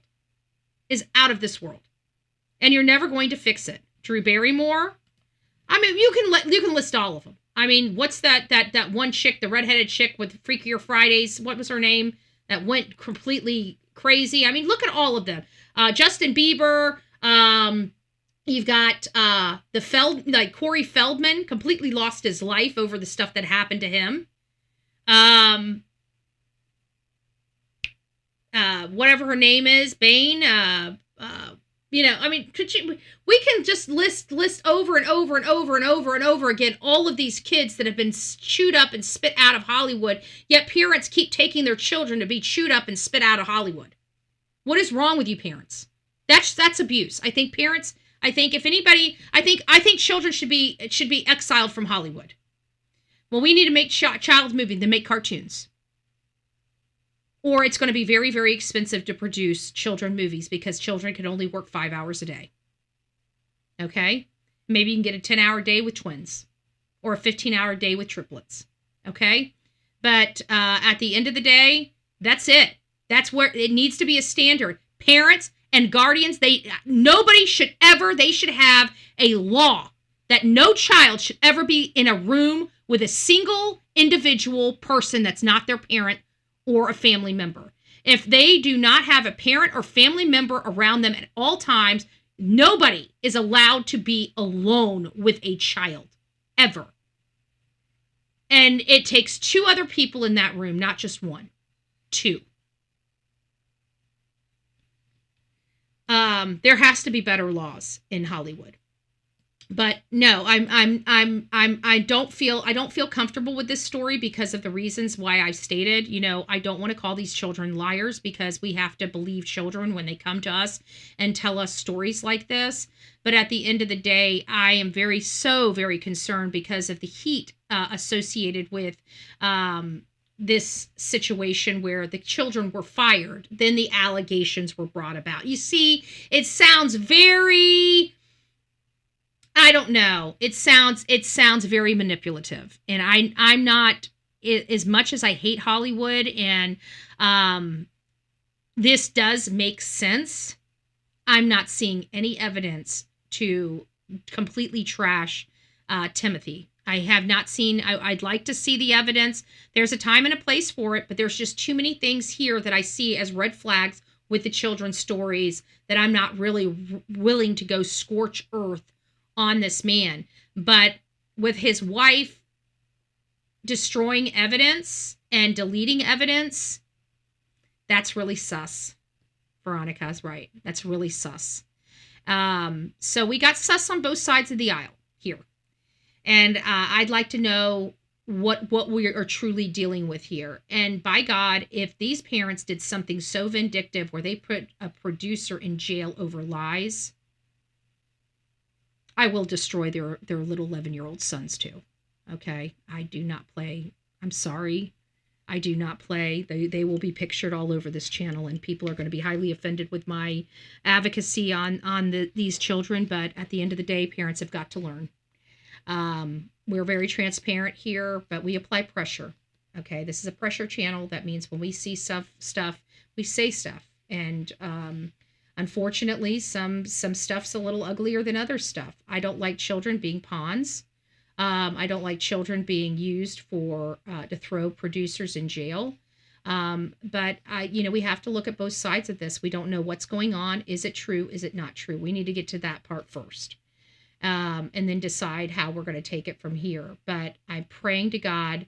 I mean, I don't want to say I'm praying to God this really did happen to the kids, you know. Of course I want this to be a big lie. You know, I never want any child to be injured, okay? But at this point, they've just thrown a man in jail, a highly known producer. So I would hate for this to be based on a lie, you know? And these parents, these poor little kids, they don't have a choice. They're under their parents' guidance, okay? They have to do what mommy and daddy tell them to do. So we have to look at that avenue too. So let's not make I guess my point is let's not jump to any conclusions until we have more information on this. Is it surprising if it's true? It's not surprising if it's true. Okay. We know the threats in Hollywood and why parents would keep taking their children and putting them in harm's way. I don't know why parents would do that. I think parents that are willing to do that for money are pieces of shit. So I already do not like these parents. Okay. If you want to know my truth, I already hate mommy and daddy. Hate. H-A-T-E. Hate. Because anybody that does this to their children, we're putting their children in harm's way this day and age. And they know it, and they still are doing it. They are still doing it. I'm ashamed. But anyways, that's the story. That's the roundup. That's your breaking news today. We went through a whole host of information from, where's my list? From this child in Manatee County being missing, to Timothy Busfield's child sex abuse charges. Again, he's been charged. He has not been convicted. We're not even sure, to be honest with you, with everything I'm seeing, I can't even confirm that these are going to be true allegations, because there is so much turmoil behind the scenes with these two parties that I feel like this is vindictiveness from the boys' parents. Not even the boys. I feel like the boys are the innocent ones in all of this, and they're being pitted in the middle of it, right? For profit, nonetheless. And I'd hate to feel that way and then find out that this guy truly did hurt these children. So we're going to play it on the safe side and just say, look, there's enough here to raise concerns on both sides of this story that we're just going to sit back and wait for some more information to come out. We are still on. Yep. Yes, we are. And listen to this. Oh my gosh. I'm glad you brought it up, Lisa B. Always. But remember yesterday when we said we were on Tim Wall's arrest watch, and I gave you guys the reason why about how we just heard he's under criminal indictment for the fraud. He was referred for criminal indictment for the fraud along with A.G. Ellison. Well, thank you, Zelda. Well, listen to this. I heard on the Benny Johnson show later yesterday afternoon that this week he's going to be resigning. That means everything I said in that I told you guys, this might not be true, but this is what I'm hearing. It's all true. He's resigning. He's under criminal investigation. They've referred him for arrest. And his daughter's out there saying that there's some weight to all of this. All of this happening in the last 24 hours. I know, I'm shocked. I'm shocked, but I'm not shocked, because I knew that there is no way that when I heard how bad this fraud was, there is no way that somebody could perpetrate fraud like this without inside help. I had no idea it was every high paid and higher tier politician in the state of Minnesota, the governor, the AG, the state AG is wrapped up in this. They had it where nobody would have been in trouble. And the money kept flowing. It flowed to the Somalis. The Somalis would give a percentage back to them and send the rest of the shit over to their Somali, or spend it on their own living stuff, buying houses in Turkey, buying houses here, buying Mercedes-Benz, renting this, going on lavish lifestyles, all on the backs while we're sitting here struggling to put Thanksgiving food on our table. Shirley H., she didn't even have food stamps to even put food on her damn table, and the Somalis were taking the lunch money. Taking the lunch money. You know? Taking the benefits. They literally took money out of babies' mouths. Literally took money out of babies' mouths for profit, for fun, to install their politicians. These people weren't voted for. They were installed. No American voted for Tim Walz. There were some stupid idiots there, but not enough to get him elected as the governor. Nobody likes him. We did a sampling there. I don't know who voted for Tim Walz, But it wasn't the Democrat Party and it wasn't the Republican Party. So I'm still scratching my head figuring out where did he get all the votes to become governor. I'm still scratching my head on that one. But I guess only time will tell. Only time will tell. Used to be called Minnesota land of 1,000 lakes, now land of fraud. I know. Oh, you know what? I used to have clients from Minnesota. You know, that was back before I was political, where everything was Democrat and Republican. I got to tell you, the people were nice. You know, I think, I think that they couldn't pit us together anymore between black and white because, you know, it's 2025. Everybody loves everybody. Nobody gives a shit about color of skin or anything like that. I know there are some people, like we can't help with the Nazi, you know, crazy skinhead people, just like the Black Panther part of the party, you know, Black Power people. You're never going to change those people. You know what? You're never going to change them. They're going to have them on both sides of the aisle. That just haters, right? But I think the majority of us, none of us give a shit. Okay, nobody cares. Okay, it's even dating and stuff. Nobody cares, right? Nobody cares. Nobody cares. So I really do believe, since the whole racial thing is kind of a dying breed. I mean, you can only call people racist so much before, you know, people are just like tone deaf to it, you know, and that's kind of where we are now. So they can't really keep us in line with the racial issues. I mean, some people are still controlled by the racial issues, but not too many people. Because like people like me, I know I'm not a racist. I'm an equal opportunity jerk, right? You're an asshole to me. I'm going to be an asshole to you. I don't really care what color of skin you are, okay? If I love somebody, I love somebody. I don't care what color skin they are. I don't care where they come from. I don't care their religion. Where the heart, when it comes to matters of the heart, it comes to matters of the heart. You love who you love. Okay? Nobody gives a crap. So what can they possibly do? Well, they have to have wedge issues, right? Anger is what fuels votes, not love. Okay? Love doesn't bring people out to the voting booths. Anger does, right? So they got to find ways to make you angry. So I think it's this whole Republican, Democrat, you're either mask or anti-mask, show your allegiance, you know, bullshit. I'm tired of it. Listen, folks, I love you. If you're an American citizen and you love this great country, I love you, okay? I want this great country staying a great country, and I'm pretty sure you do too. So each and every one of us has to be bigger than our government, okay? Our government is garbage. They ain't doing shit for any of us.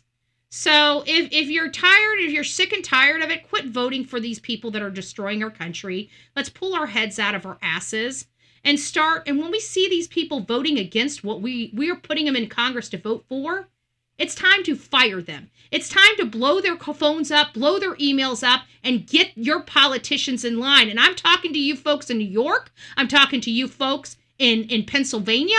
I'm talking to you folks in New Jersey. Get your Democrat and Republican Congress members in line. Nobody wants to be paying out the nose for health insurance, but we're sick and tired of paying these god-awful sums to the insurers. You deserve to have that money in your pocket. And you know who's preventing that? Your politicians. They're saying, oh, the government, the big insurance companies should dictate to you what insurance coverage you should get, not you. I'm sorry, I believe in each and every one of you being able to know what kind of insurance you need as opposed to a big corporation. So I would much prefer every single one of you getting your subsidy for insurance so you can go out and buy your insurance from whoever you choose, not who the government tells you have to put up with. So if that's what you want and you want that money in your pocket instead of a big insurance company, you need to be on the phone with your politicians and telling them that you don't want to fund these big corporations, these big insurance corporations anymore, because they're trying to fund them again. And you know damn well it ain't helping none of us. It ain't making our insurance better. It ain't making our health care better. Whenever we get those cheap insurance, what do? You have to wait a month to get into your doctor's office. Call me wrong. Prove me wrong. A month. Is that really health care for you? By the time you get into your doctor, your flu is already gone. What are they treating you for now? Nothing. So I think that you guys, if you're getting $1,000 of subsidies, don't you think you should get that money and be able to go and buy your insurance where you want to buy it? Because that's what's on here right now. They're wanting to send that money that should be going to you and be put in your pocket to buy your insurance. They're wanting to send it over to the insurance company and force you to take whatever insurance you can afford, right? But if you had that money, you could buy an insurance company off the market. And I guarantee you'd have a better coverage. You'd have a cafeteria type of plan that you would want. Low deductible. Maybe you incorporate a health insurance plan in there. Right? Exactly. It's getting ungodly. And if you're eligible for premiums, I'd rather you have those premiums to offset your insurance than a big insurance company to offset that insurance premium. So you guys need to start getting smart. I know some people don't have it. I get it. So you guys need to start getting smart, because your guys are doing yourself a disservice. We have an opportunity to really make change to our health insurance coverage. We have a great opportunity, and a lot of people are on these plans. So if you're on these plans, you should be wanting that money in your pocket, not the insurance companies. I'm sorry. You would be able to do so much better for yourself than these insurance companies can do for you. So you might want to consider that. And if it's bothering you that they're trying to hand this money back over to the insurance company, then pick up the phone and start telling your politicians, no, you want them to fight for you. This is the will of the people in your state. You're sick and tired of these insurance companies having all this control over you and your health. It's not working. All right, guys, rock it out with your coffee beans out. Don't forget to be fearless. If you see something, say something. An ounce of prevention is worth a pound of cure. And until next time, please be safe, but more importantly, kind to one another. Did Timothy Busfield hurt these children? Honestly, I don't know. And I can't determine, because at the end of the day, Hollywood is disgusting. It's immoral. But it seems like this is 2.0 with the allegations, which is, again, concerning.